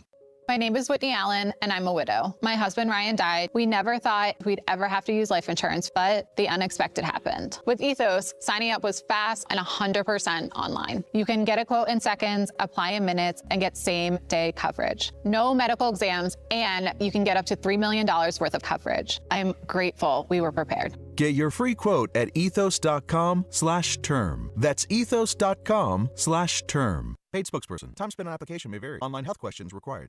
Take the journey of living a happy, successful, and meaningful life through God. Listen to It's Time with Dan Lights, Sunday mornings at 9 on our sister station, AM 1160. Hope for your life. AM 560. The Answer. All right, we have a winner. That's right. Tiffany Henyard declares victory in Georgia despite her lackluster support. Her political comeback she has titled Project Phoenix. My girl Tiff. I know. But she didn't have a challenger. Yeah, that's okay. She still wanted to say, an uncontested primary race. She's the Republican candidate to represent District 5 in Fulton County. All right, today some clouds and sun, cool, a high of 61 degrees. It is now 8 a.m. WIND Chicago. Iran is taking a hard line that may cross President Trump's red line. I'm Dave Anthony, Fox News. The Supreme Leader reportedly unwilling to give up what the president calls nuclear dust. Days after the U.S. paused a plan to resume bombing Iran, trying to work out a deal. What should happen to Iran's stockpile of highly enriched uranium is one of the most contentious issues at the heart of negotiations to end the war. Reuters says Iran's Supreme Leader Ayatollah Mojtaba Khamenei has issued a directive that the near weapons-grade material must stay inside the country. The United States has been pushing for the uranium to be confiscated, with Israel's Prime Minister vowing to continue to fight until that happens. Fox's Jonathan Savage. Officials at the White House are pushing back, saying that Reuters report on the uranium is not true. Another vote expected today in the House, and maybe the Senate too, as Democrats keep trying to pass a war powers resolution to limit the president in Iran. Several attempts have failed so far. A Fox News poll shows 60% of Americans oppose military action against Iran. Half say surging gas prices are a major problem. Only 39% approve of the overall job the president is doing. The polling also found 30% think the assassination attempt of the president at last month's White House Correspondents' Dinner was staged, with younger voters far more likely to be suspicious than seniors and white evangelicals. Fox's Jessica Rosenthal, a former assistant U.S. attorney in Florida facing charges related to special counsel Jack Smith, who led two Trump investigations, dropped after the former president was elected again. Carmen Lineberger is charged with stealing confidential documents from the probe. This individual allegedly emailed a copy of them to her personal account, disguising it as a recipe for bundt cake. FBI Director Kash Patel writing on X that she is now charged with 4 felony counts, adding, quote, "This FBI will not hesitate to bring to account those who violated the trust of the American public." I guess Fox's Carly Shimkus. America's listening to Fox News. 48 degrees. Clouds and sunshine this morning. I'm Mike Scott in the QC Kinetics newsroom, and another cool day in store with a high only of 60. An early morning house fire on the city's southwest side yesterday has now left 2 adults and 2 children dead. Now authorities believe the fire was started intentionally. Alderman Lopez is asking the community for help. This house was occupied. This house had a family in it. This house had children in it. And yet this house was set on fire, which is why I'm going to make a plea to the entire community to check their Ring cameras, check whatever cameras systems they have. Police say the fire is currently being investigated as an arson. A rabid bat was recently found in Park Ridge, and now the Department of Public Health says someone was exposed. The bat tested positive for rabies on Wednesday. The man accused of killing Chicago police officer John Bartholomew and injuring his partner was back in court yesterday. Alfonso Talley was formally indicted on felony charges, including murder and attempted murder, after the shooting April 25th at Swedish Hospital. Prosecutors never said how Talley got the handgun into the hospital. Talley will be back in court on June 3rd. A child flown to the hospital after being badly hurt in a fall at a suburban elementary school. Crystal Lake Fire said paramedics responded to the 1100 block of Alexandra Boulevard after receiving reports of a child who suffered a traumatic injury. LifeNet medical helicopter was sent to the area. The child was rushed to an area hospital. Chicago sports, Cubs, a 5-game losing streak following a 5-0 loss to the Brew Crew, while the Mariners took 2 of 3 from the White Sox with a 5-4 win. The news, a service of the AM 560 Advantage, where membership has its privileges, including special members-only content. Join today at 560theanswer.com/join. A check of the roads in 2 minutes, but time now for the AM 560 Business Beat, a service of Signature Bank. I'm Charles Payne, and this is the Fox Business Report. Walmart shares are losing ground, down more than 1.5%. Its earnings matched forecasts, and it continues to see strong growth in its online business. E-commerce sales were up 26% in the quarter, but Walmart did not raise expectations for the year. It says high gas prices are impacting its shoppers. Artificial intelligence chipmaker NVIDIA reported record sales and income for the recent quarter. CEO Jensen Huang says demand has gone parabolic. Elon Musk's space company, SpaceX, has filed with the Securities and Exchange Commission to go public next month. Reuters says investors are buying into SpaceX's plans to turn a fast-growing satellite company into something far bigger. And Deere & Company reported upbeat earnings. That's your Fox Business Report. I'm Jenny Coselda. Invested in you. Your home is a valuable asset, and you want to take care of your home. From roofs, siding, windows and doors, to furnaces, flooring, landscaping, and much more. Listen to your go-to for all things home. It's Home Answers Radio with your host, Roger Piper. Get answers from industry experts so you can make informed decisions about home improvement. Listen every Saturday at noon for Home Answers, right here on AM 560 The Answer. Sponsored in part by Access Home and Vehicle Mobility Solutions and by Steiner Homes. If stairs in your home are becoming difficult, there's a practical solution, and it doesn't have to come with pushy salespeople. Access provides dependable stair lifts designed to help you stay safely in the home you love. No gimmicks, no overselling, just honest guidance, quality equipment, and professional local installation. We'll explain your options, work within your budget, and let you decide what's right at your pace. For a straightforward, no-pressure, free in-home consultation, call 630-616-6249 or visit allaboutaccess.com. Hi, my name is Dr. Michael Huber. During cold and flu season, a nearby cough or sneeze can trigger a familiar dread, that helpless feeling of being defenseless against an invisible viral threat. But what if you could change the narrative? What if you could fortify your body's natural defenses? This is why I developed Virago, the immune enhancement cocktail designed to give your body the upper hand. Virago is more than a supplement. It's a revolutionary liquid formula packed with 23 powerful natural nutraceuticals for rapid absorption. This unique blend is scientifically crafted to help build resilience and keep you protected. Don't just hope for good health. Make it happen with Virago. Virago and Maha, making America healthy again. Virago. Order your bottle today online at myvirago.com and use coupon code IMMUNE to save 30%. myvirago.com. Coupon code IMMUNE. An official message from Medicare. I turned 65 this year. I knew it was time to figure out Medicare, and I had questions, like when to enroll and how to enroll. So I went straight to the official source, Medicare.gov, to get the facts about Medicare. I found answers to all my questions, and I'm ready to get started. And so can you.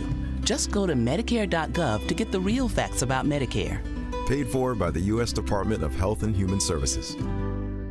Now, this 25th anniversary of 9/11, the Tunnel to Towers Foundation remains committed to honoring the heroes shaped by that day. Heroes like NYPD Detective Victor Vargas, a U.S. Air Force veteran who died from pancreatic cancer after serving in the World Trade Center recovery efforts. Tunnel to Towers honored Detective Vargas by paying off the family's mortgage. You can donate $11 a month, and you can amplify your impact with a car or land donation. Go to their website, the letter T, the number 2, the letter T.org. It's 8:08. Let's get an update on the roads. In our Team Hochberg Traffic Center, Glendale Heights report of an accident North Avenue at Glen Ellen Road. Antioch report of an accident Route 83 or Main Street. Right at Route 173 this morning. Route 53 jammed solid due to road work northbound between the Ike and Kirchhoff. DuSable Lakeshore Drive on the brakes northbound at Bryn Mawr. And there are delays with an accident in the Dan Ryan Express lanes inbound at 47. Chicago's Morning Answer continues next. But now a check of your forecast in the Air Right Heating and Cooling Weather Center. Today will be cool with a mix of clouds and sunshine, becoming breezy in the afternoon. The high temperature will reach 61. Tonight will be cloudy with a low of 51. Tomorrow is expected to be mostly cloudy and breezy with a chance of a passing shower or two. The high temperature will be 65. I'm meteorologist Jason Caterina on AM 560, The Answer. Get the latest weather, traffic, and news updates online at 560theanswer.com. This hourly segment is brought to you by Goldilocks, offering 24/7 security solutions for homes and businesses. Call them today at 708-889-5600. Now, from the Signature Bank Studios, this is Chicago's Morning Answer with Dan Proft on AM 560. The Answer.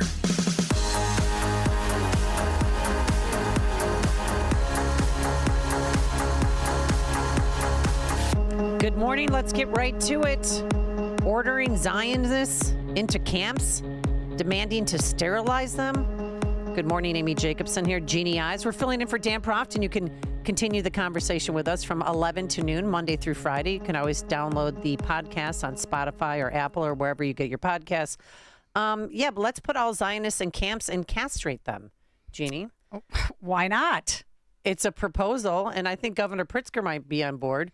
With more on this, let's welcome back to the program Ed Morrissey, managing editor for hotair.com. He's all things everything. Good morning, Ed. How are you? Good morning. I'm great. Thanks for having me on. Yeah, so we're reading this article that you wrote about putting Zionists in camps, and do tell. Well, this is Maureen Galindo, who is running in a runoff to get the Democrat nomination of the new Texas 35 district. This is in the San Antonio area in Bexar County. And she's running against the local sheriff, the Bexar County Sheriff, Johnny Garcia, for the Democratic nomination. And apparently she felt the need to stand out and decided that she wanted to go the full Graham Plattner. And this is not the first time she's made these types of comments, but this is the first time I think that she's actually suggested that maybe we should have concentration camps for Zionists and conduct castration on or sterilization on Zionists. And I'm putting Zionist in scare quotes because we all know what she means. She means the Jews.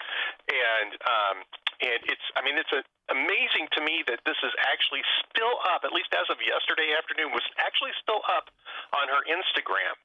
And I think it's a measure of how mainstream anti-Semitism, rabid anti-Semitism, bordering onto Nazism has become in the Democrat Party. I think once you start excusing, the death's head logo of the Nazi death camps being tattooed on a senator candidate for Senate, there's a lot of things that comes out of that, and this is one of those things. I think that Maureen Galindo thinks that there's a thread to be pulled here with Democrat voters, and based on some of the comments that she's getting there, it does look like there's people down there who think that she's on the right track, and this is what should happen. And sterilize them so they can't procreate. Exactly. And, gee, that sounds awfully familiar to anybody who studied World War II and what led up to it. It's scary stuff. I don't know if she's going to get the nomination down there. The runoff is on Tuesday, and Texas is doing early voting. We won't know the results until at least Tuesday night.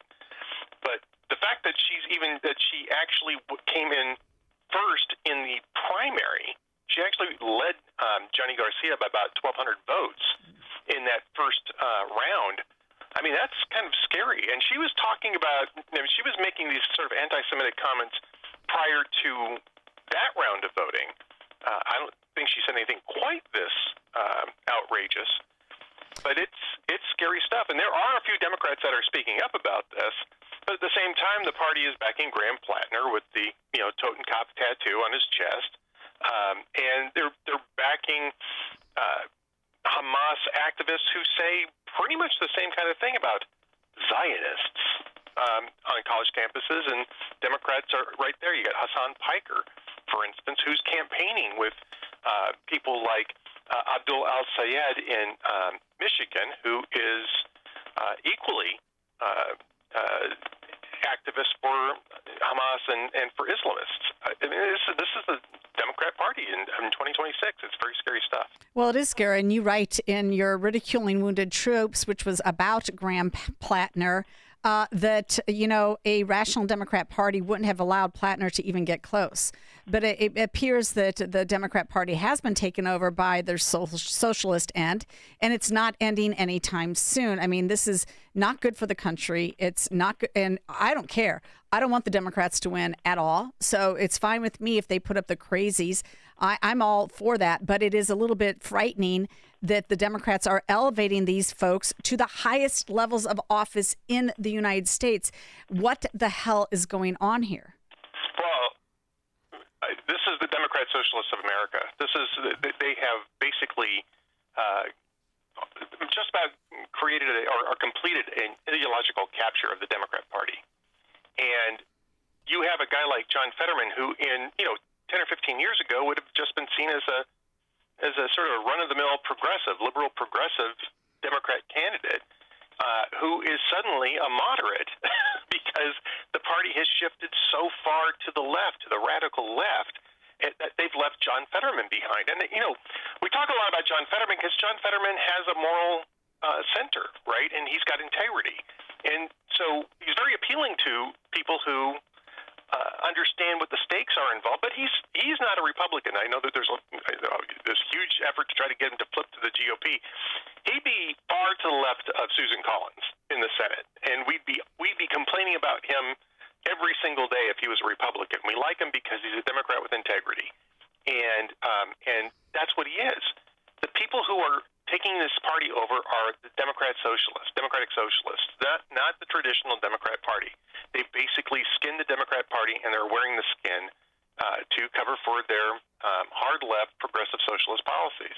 And part of that is this occupier-occupied paradigm in which they divide the world into the occupiers who are inevitably white or Jewish, and the occupied who are inevitably everybody else.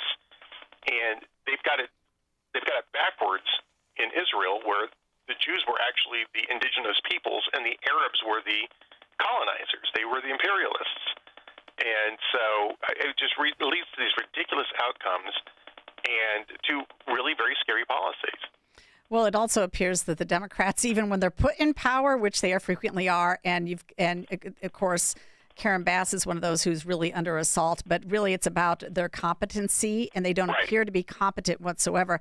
So in another article that you just recently wrote, 17% is a passing grade, and you chastised Karen Bass, who pledged homelessness by 100% in her first year term as mayor, and she hasn't come close to that. In fact, it's gotten worse.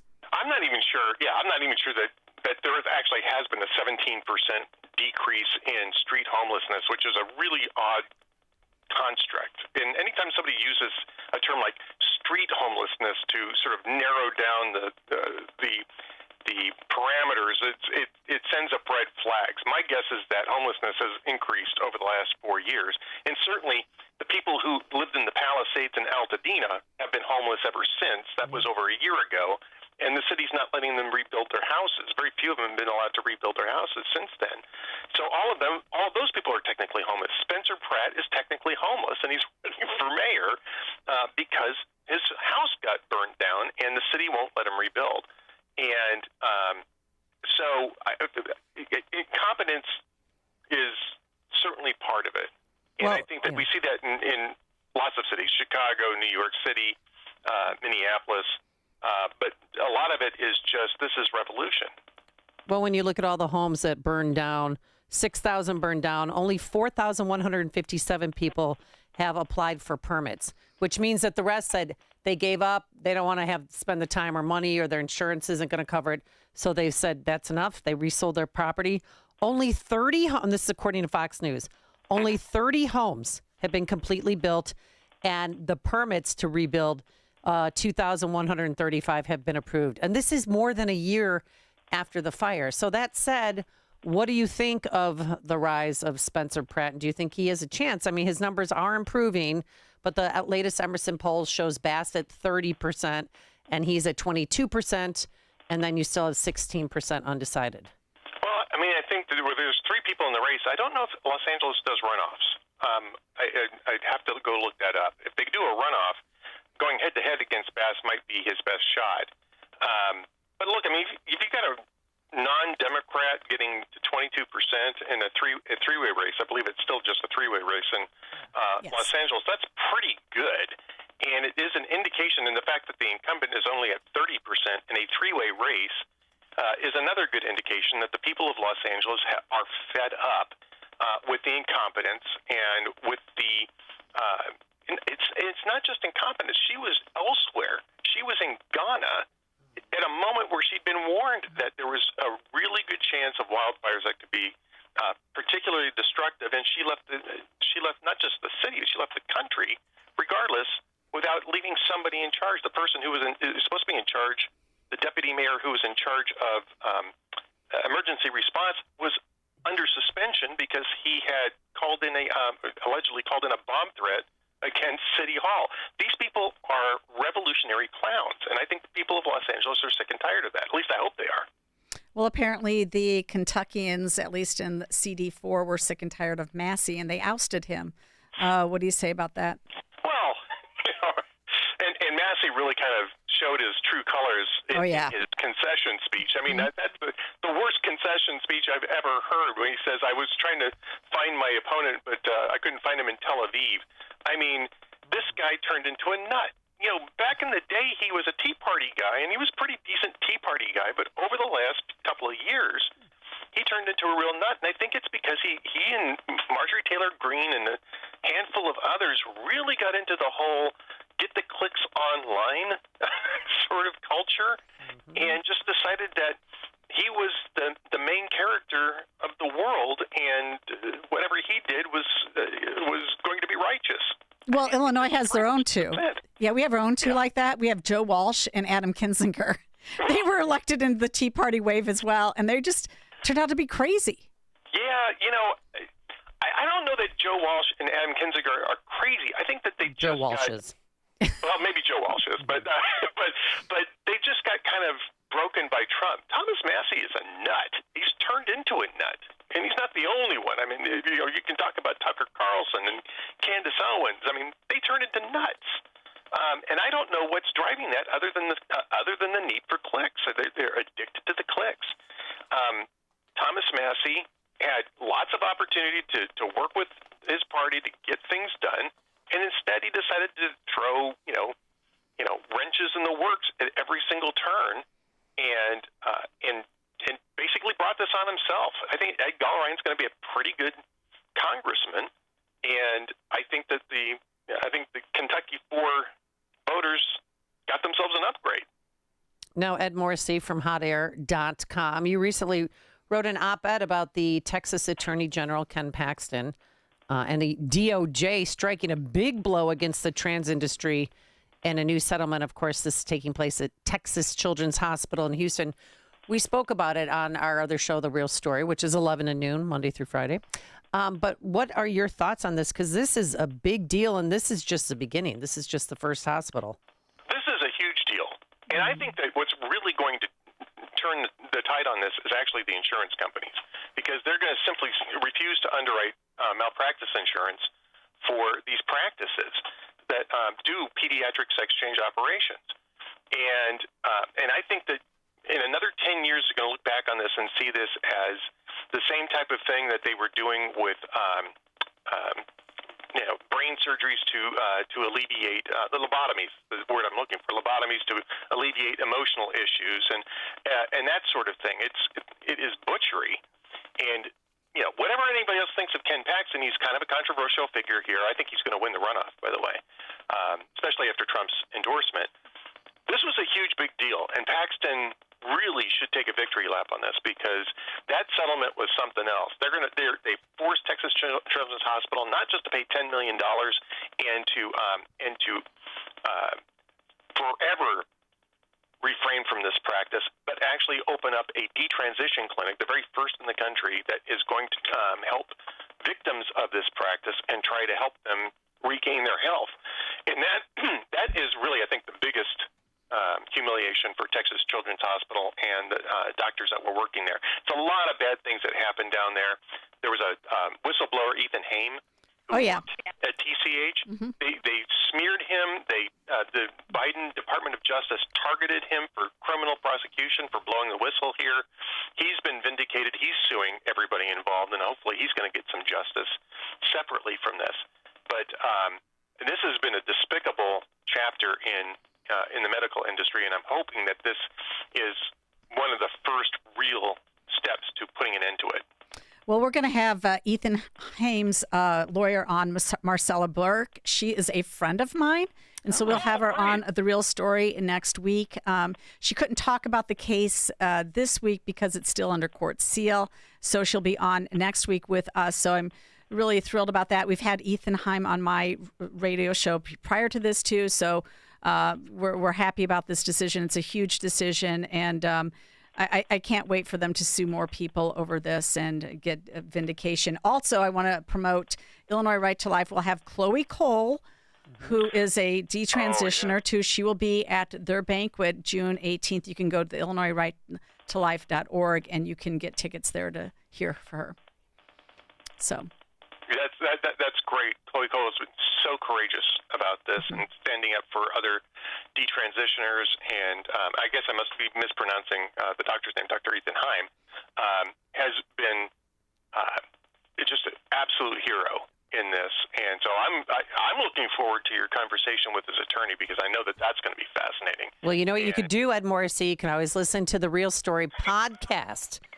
On Spotify or Apple or wherever you get your podcasts. I plan to do that. Okay, it's your homework assignment. You've already converted a new listener.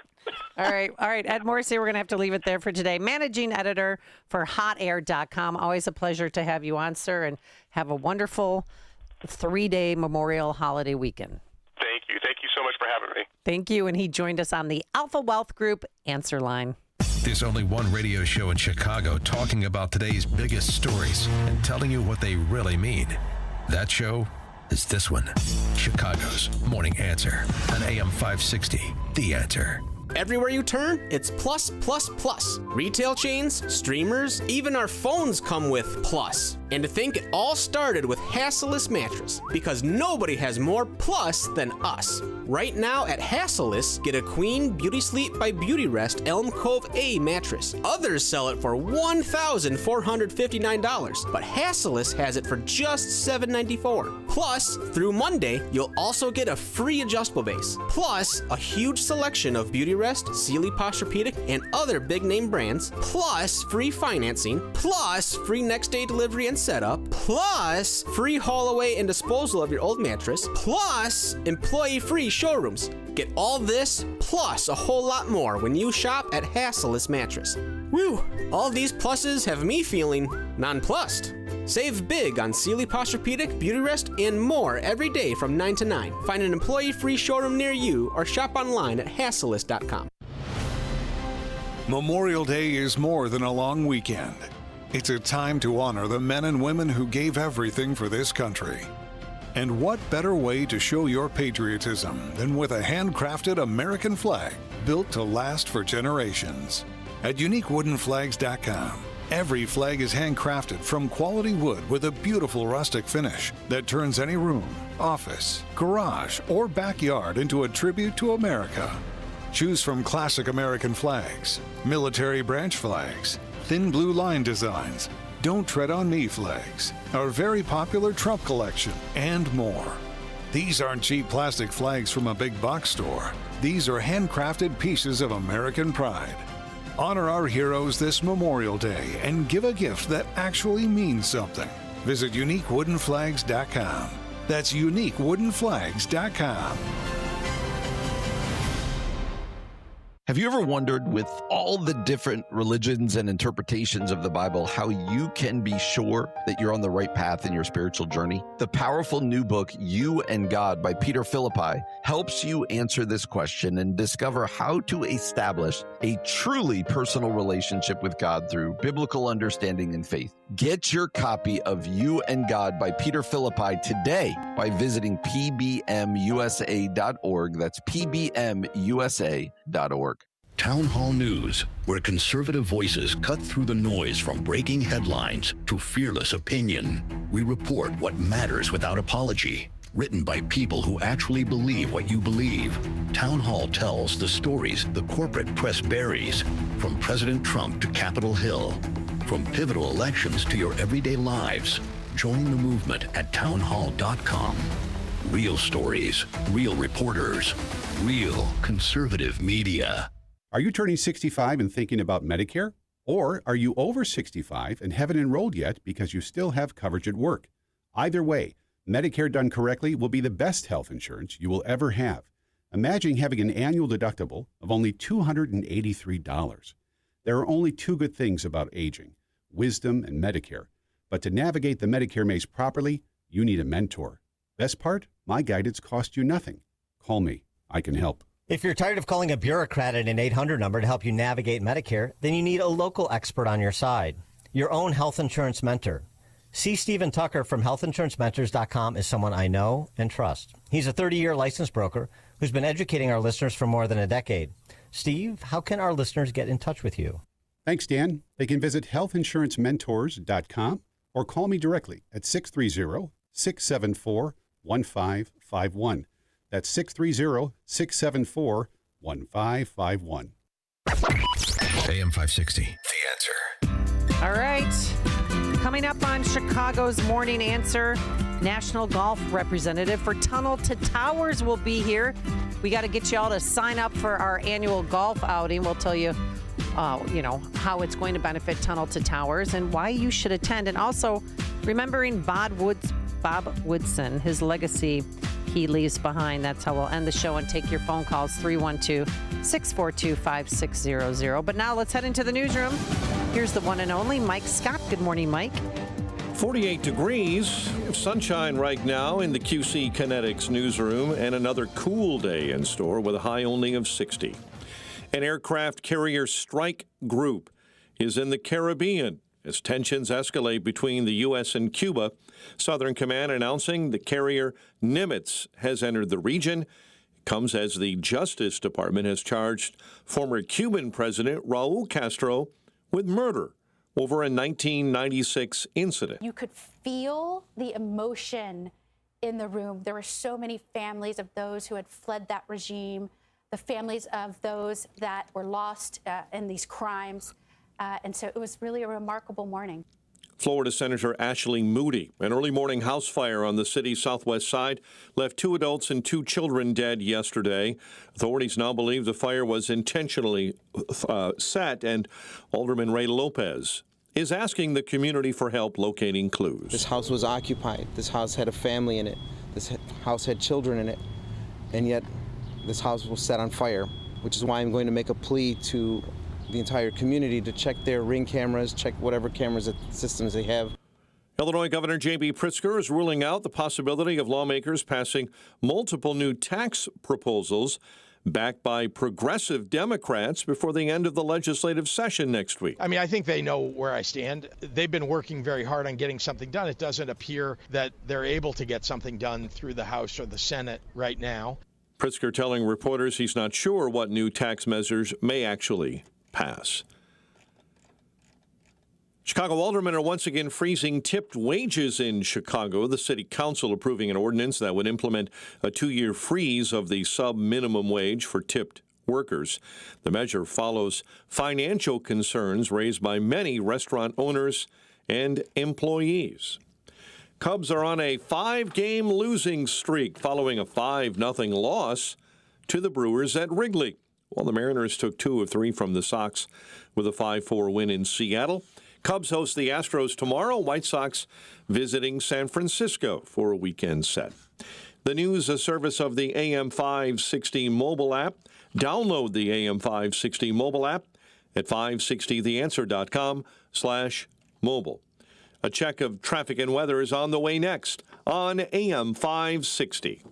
Your home is a valuable asset, and you want to take care of your home. From roofs, siding, windows and doors to furnaces, flooring, landscaping, and much more. Listen to your go-to for all things home. It's Home Answers Radio with your host, Roger Piper. Get answers from industry experts so you can make informed decisions about home improvement. Listen every Saturday at noon for Home Answers right here on AM 560 The Answer. Sponsored in part by Level 10 Coatings and by American Beam and Steel.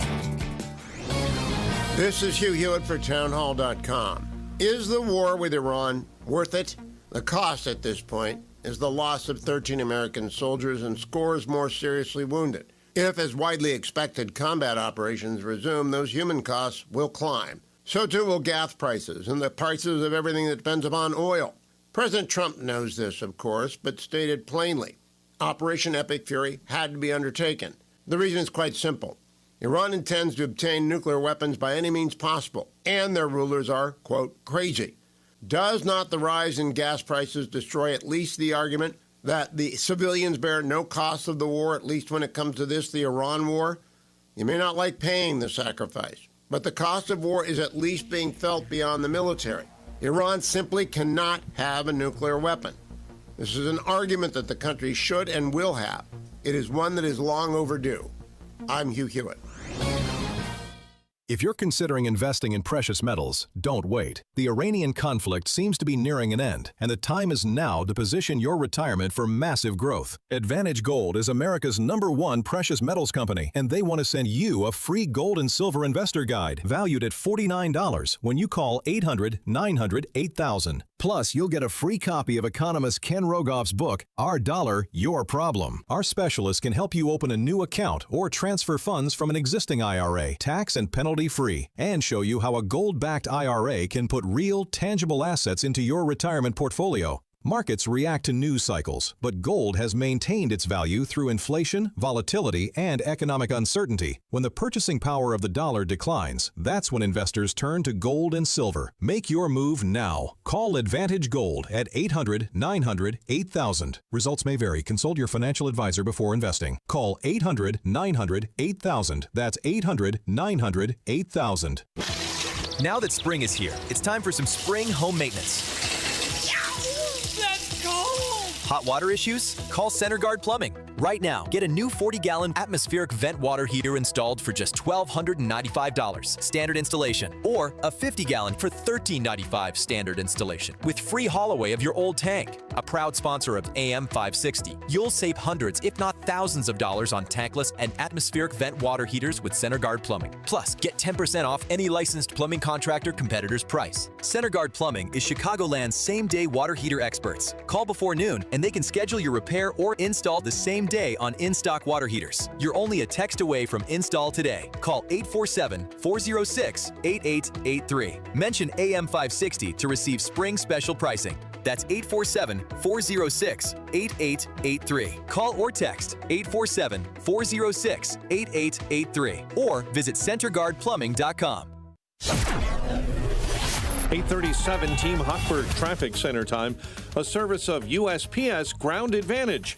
We mean business. Business moves fast when you ship with USPS Ground Advantage. You can keep up with confidence. USPS.com/Ground Advantage to learn more. An accident being swept out of your way on Route 53 northbound between the Ike and Kirchhoff. Delays this morning due to an accident on DuSable Lakeshore Drive, northbound between 53rd up to 47th and the accident site. Dan Ryan Express at accident right shoulder on the inbound side at 47. Chicago's Morning Answer continues next. But now a check of your forecast in the Air Right Heating and Cooling Weather Center. Clouds and sun, high near 60 today, and cloudy with a low of 51 overnight. Get the latest weather, traffic, and news updates online at 560theanswer.com. Now, from the Signature Bank Studios. Only the biggest stories, only the biggest guests, and only the biggest opinions. This is AM 560, The Answer. Summertime right around the corner, and we want you to join us on Monday, June 13th for our annual AM 560 golf outing, sponsored by Signature Bank. We're partnering once again with Tunnel to Towers Foundation. It's a great organization, and they help provide our first responders and our military heroes, including our homeless vets. So we're excited to help raise money for them, but we need your help. Please sign up with foursome and twosome. You can go to 560theanswer.com/golf. That's 560theanswer.com/golf. And the reason, Jeannie, while we're partnering up with Tunnel to Towers Foundation once again is because they are a great and trustworthy organization, and they always need our help because, unfortunately, there's always wounded first responders who are killed on the job, and we need to help their family members who are grieving and surviving. With that, we welcome to the program Dan DeLeon, National Golf Representative for Tunnel to Towers. Good morning, Dan. How are you? I'm doing well. How are you? Good. So tell us about the people you help with Tunnel to Towers, but actually first start with the history of Tunnel to Towers, how it all began. Well, the foundation was started in the aftermath of 9/11. Stephen was a fireman who was ironically on his way home to go play golf with his brothers when, he heard about the first plane hitting the North Tower. So he was on his way home. Like I said, he turned his truck around, went back to his firehouse, grabbed his bunker gear, but his company had already left. So he drove back to the Brooklyn Battery Tunnel, which was closed at that time for security purposes. So he threw his gear on his back, and he ran through the tunnel where he perished that day with 342 other firemen. Wow. And he was the youngest of 7 children, and he lost his father, and a year and a half before that, his mother. So he was leaving him an orphan to be raised by his older siblings. And so Correct. Hearing his story, I mean, this was a kid, he had suffered so much, but he didn't mind the struggle, and he did not mind the fight. No, and he grew up in the service community as a fireman.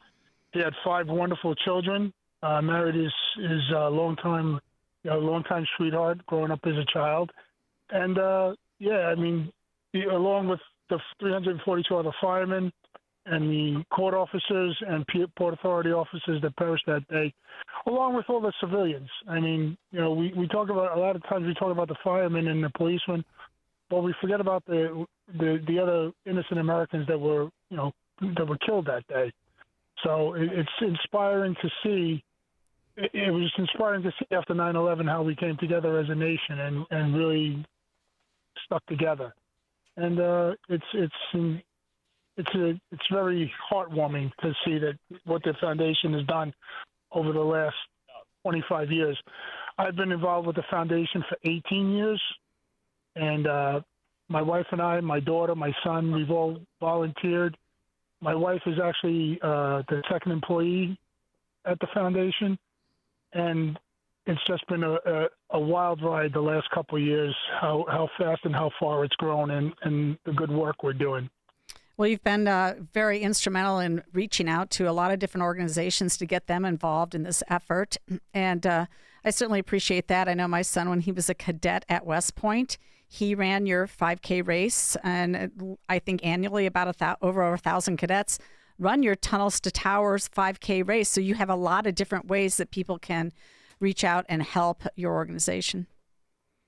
Yes, yeah, and it's one of the most impressive aspects of the run every year is to see the West Point cadets run through the tunnel and do the cadence and the Jodies and stuff, and it's pretty cool to see them come by, and so many of them. I mean, and then there's a bunch of them that hold the flags as well outside the tunnel, and they hold, they present themselves very well. So it's pretty inspiring and very patriotic. Well, under epic fury with President Trump's incursion into Iran, we've already had 13 service members die. One of them is my first cousin's son-in-law, Major Alex Kleiner. I don't know if you've reached out to those families yet or not. I don't want to impose upon you, but I'm sure that you guys are all over it. If they had young children, yeah, we're on it. If they had young children and they passed away or they were killed in action, yeah, we're right on top of that. Frank does an amazing job. If he doesn't call them very much the next day, he'll call them, within a day or two. He's on top of that. And what are you offering to doing? What's when you call, obviously offering your condolences, but do you pay off their mortgages? Yes, they'll either get their mortgage paid off or have a house built. So one way or the other, they'll be taken care of, and it's what we've been doing for 25 years.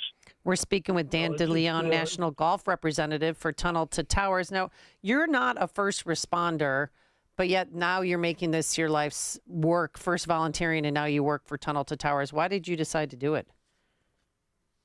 Well, I'm not a first responder, but I worked for UPS. And I had about 30, 35 employees that were down in the World Trade Center area that day. So it affected me that way. And I saw the second plane hit the South Tower. I saw both towers come down.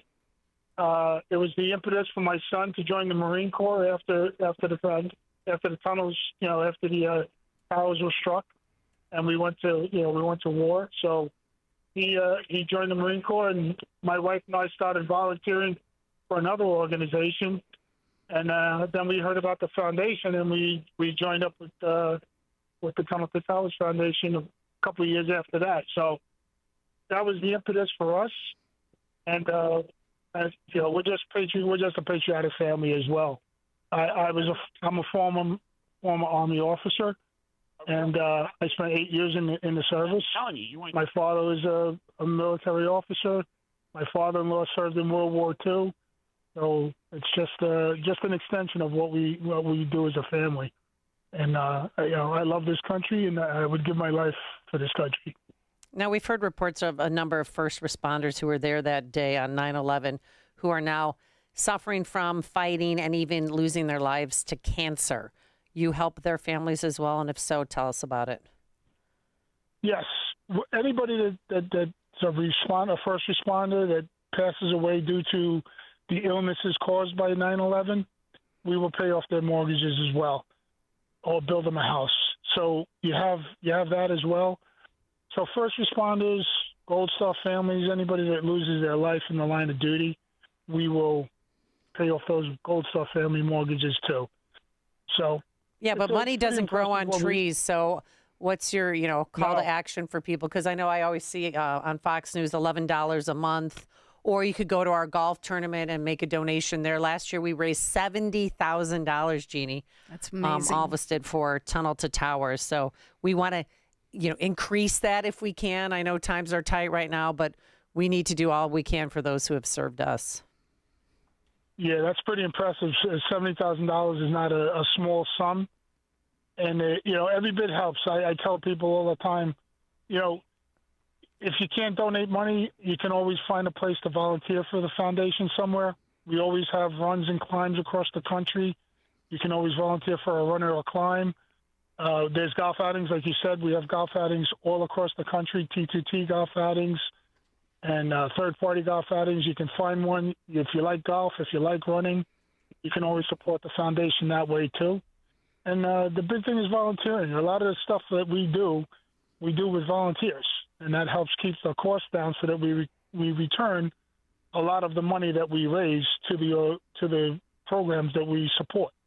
So that helps a lot, the volunteers. So that's always another thing that people can do. And people here in our listening area, please come out to McRae Golf Course in beautiful Barrington, Monday, June 15th. But you have to sign up. We have plenty of foursomes and twosomes available. And we appreciate you, Dan, for coming on with us. And we'll see you on Monday, June 15th. Thank you very much. Okay. God bless you all. Thank you. And again, the right, website. bye. Thanks. The website to sign up for the golf outing is 560theanswer.com/golf. That's 560theanswer.com/golf. This is the morning show more Chicago radio listeners are choosing. This is Chicago's Morning Answer on AM 560. The Answer. You smell that? Spring. Hibernation's over. It's time to run it. Run it until the grass becomes long and the hedges duck and cover. Then, run it again. Still, get up to $50 off select AK battery tool sets.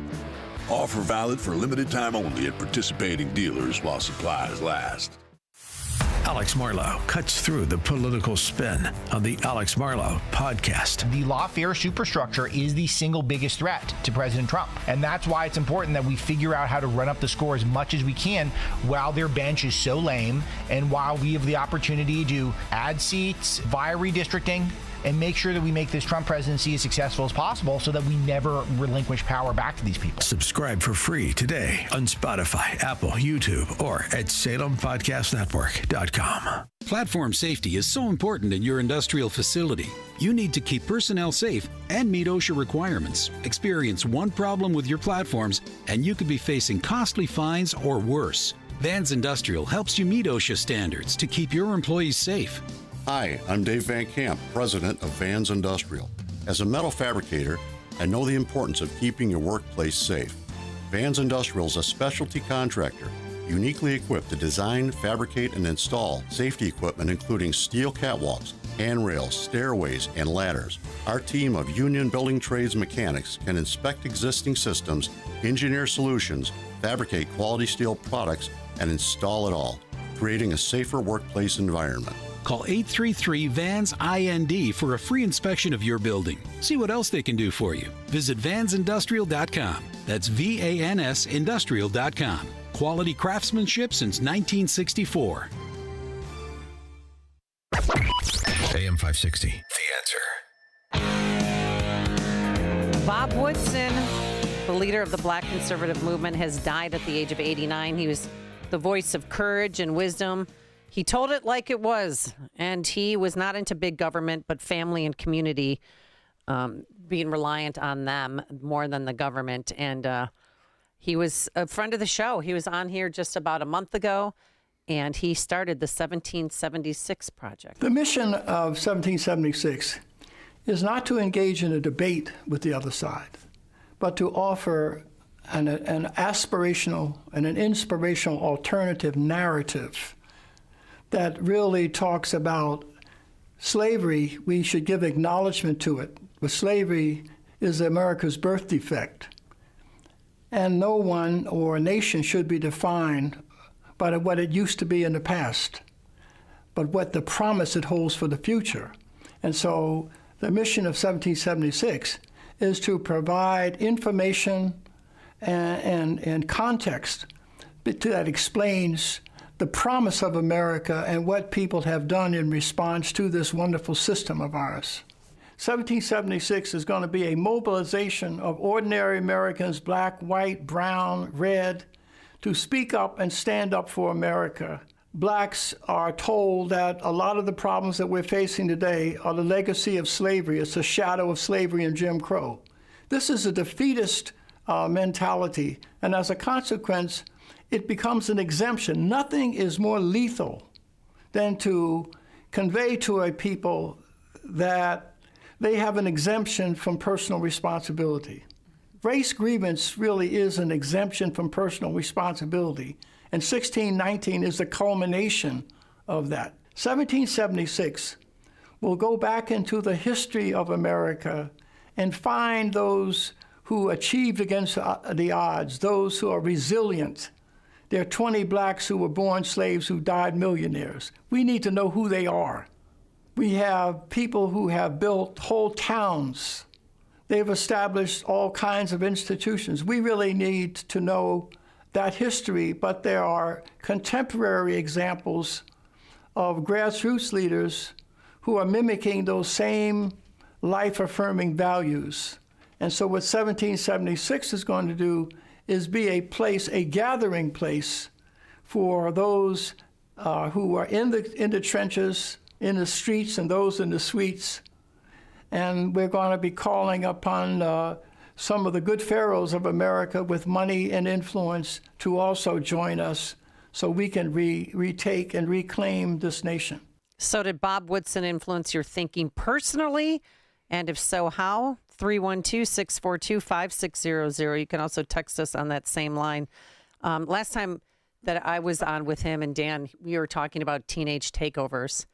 And, you know, it's a hard subject because most of the kids that are doing these still to this day are black. And a lot of the girls are scantily clad and basically twerking on cop cars and doing, you know, just grotesque, inappropriate things that I don't know if their mothers were seeing that would approve. But, and he called them out. He's, you know, and he's like, this is an example of how we need strong parents. And he was raised by a single mom, but strong moms. And if there's a dad in the family, stand up and help raise your children and kids in the community. Well, I'm go back to this Wall Street Journal article that was written by Jason Willick, and it was in 2021, but he had a lot of things that he quoted Woodson in, and, you know, that's unfortunately all we have now is his quotes. We don't have him and his voice, but we do have his quotes, and he said a lot back then. And on crime, he said, today, black crime victims in majority black areas also don't get much attention, and whenever you hear about an Asian being a victim of a hate crime, you never hear them mention the race of the perpetrator, Woodson says. Why? So that's true. when you know it's black. And he went on to to write, Willick did, similarly, progressives are campaigning to achieve diversity at elite high schools and colleges by eliminating standardized tests. Mr. Woodson considers that more lethal than old-fashioned bigotry, as it suggests the presence of blacks means there's the presence of incompetence and diminished agency. He was all about ensuring equality because only then will the blacks be viewed as equals. And here's another really important note that Woodson said. America is thirsty to reward grace and virtue. I believe, this is Woodson saying this, I believe that there's going to be a revival coming soon, and that revival is going to come from low-income black neighborhoods because those neighborhoods are untouched by wokeness. No one there, he says pointedly, claims that fathers are not relevant. And, you know, it is interesting, and it not only would be like his response to what happened at Carver Military Academy with having a racist black slave auction. Yeah, that was their school play. Yeah, well, I'd like to know what he'd say about now the NAACP calling on black athletes and fans to withhold support of public schools in states that have, quote unquote, attacked black voting rights. This is the Out of Bounds new program that they have. I heard Hakeem Jeffries is encouraging people. Yeah, it's a national call for black athletes, families and fans, alumni, and consumers to withhold athletic and financial support from public universities in states that have moved to limit or weaken or erase black voting representation in the wake of the Supreme Court's ruling in Louisiana v. Calais, that they say gutted what was left of the Voting Rights Act. So that's what they're calling on. They're these black athletes. Oh, just don't go to Alabama. Don't go to Louisiana. Don't play in certain states that I don't know. They sound all like red states to me. And we have our lieutenant governor who's I'm sadly enough, maybe our next U.S. Senator replacing Dick Durbin, saying that if you're black, you're not going to be able to vote. Are you kidding me? I come with the lens of my father, who marched from Selma to Montgomery in 1965 to protest voting rights discrimination, and so many others who marched and protested and raised their voices. And here we are 60 years later, 61 years later, and look at what's happening. So yes, this is an effort to dilute the black voting power. This is an effort to try to roll back rights. And we're not going to just sit on the sidelines and watch this happen. We're going to keep fighting, just like we saw those, like my dad 60 years ago. Well, in that vein, guess what they have in Illinois? What? They have HB 5415, and it would allow those who are incarcerated, convicted of felonies to vote. Brand new bill, getting a hearing. And here's what this Stevie Vias said. He's a Chicago activist about that. A few years ago, we were able to pass legislation that turned our Cook County jail into a polling location. And it required that every jail across the state of Illinois give people in jail their opportunity to vote. Through the passage of that legislation and the implementation of it, we've seen a increased interest, wanting, and commitment to civic engagement from people who are currently incarcerated. In that same legislative session, we passed legislation that required that civics be taught to people during their reentry process. This legislation, the RACE Act, is a continuation of those first two pieces of legislation. So within 14 days of your conviction, which typically means that you can no longer vote until your sentence is over, they instead want to give you your voting rights back and allow you to have a voice in prison.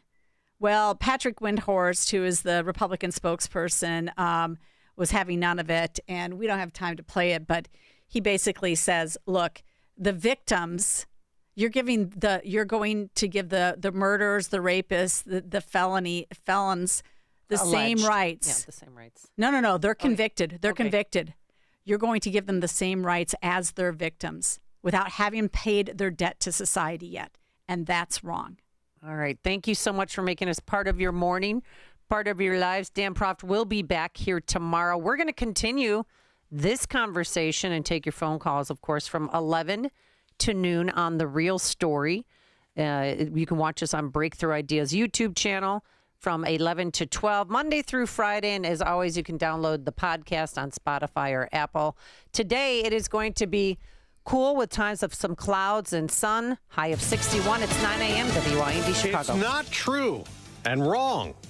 I'm Dave Anthony, Fox News. That is the pushback Fox's Aisha Hasni is reporting from the White House to a Reuters report today on the Iran nuclear talks. That claims that the Iranian supreme leader allegedly said that the enriched uranium that is inside the country right now will not be allowed to leave as part of any peace agreement or nuclear deal. That would have complicated these talks by a lot. It would have really ticked off Israel, but the White House is pushing back on this. They say that Reuters report is not true. I'm told that, in fact, no decision has been made on that particular issue about the enriched uranium. President Trump warns the U.S. could restart bombing if Iran gives the wrong response to another proposal to end the conflict. And as the American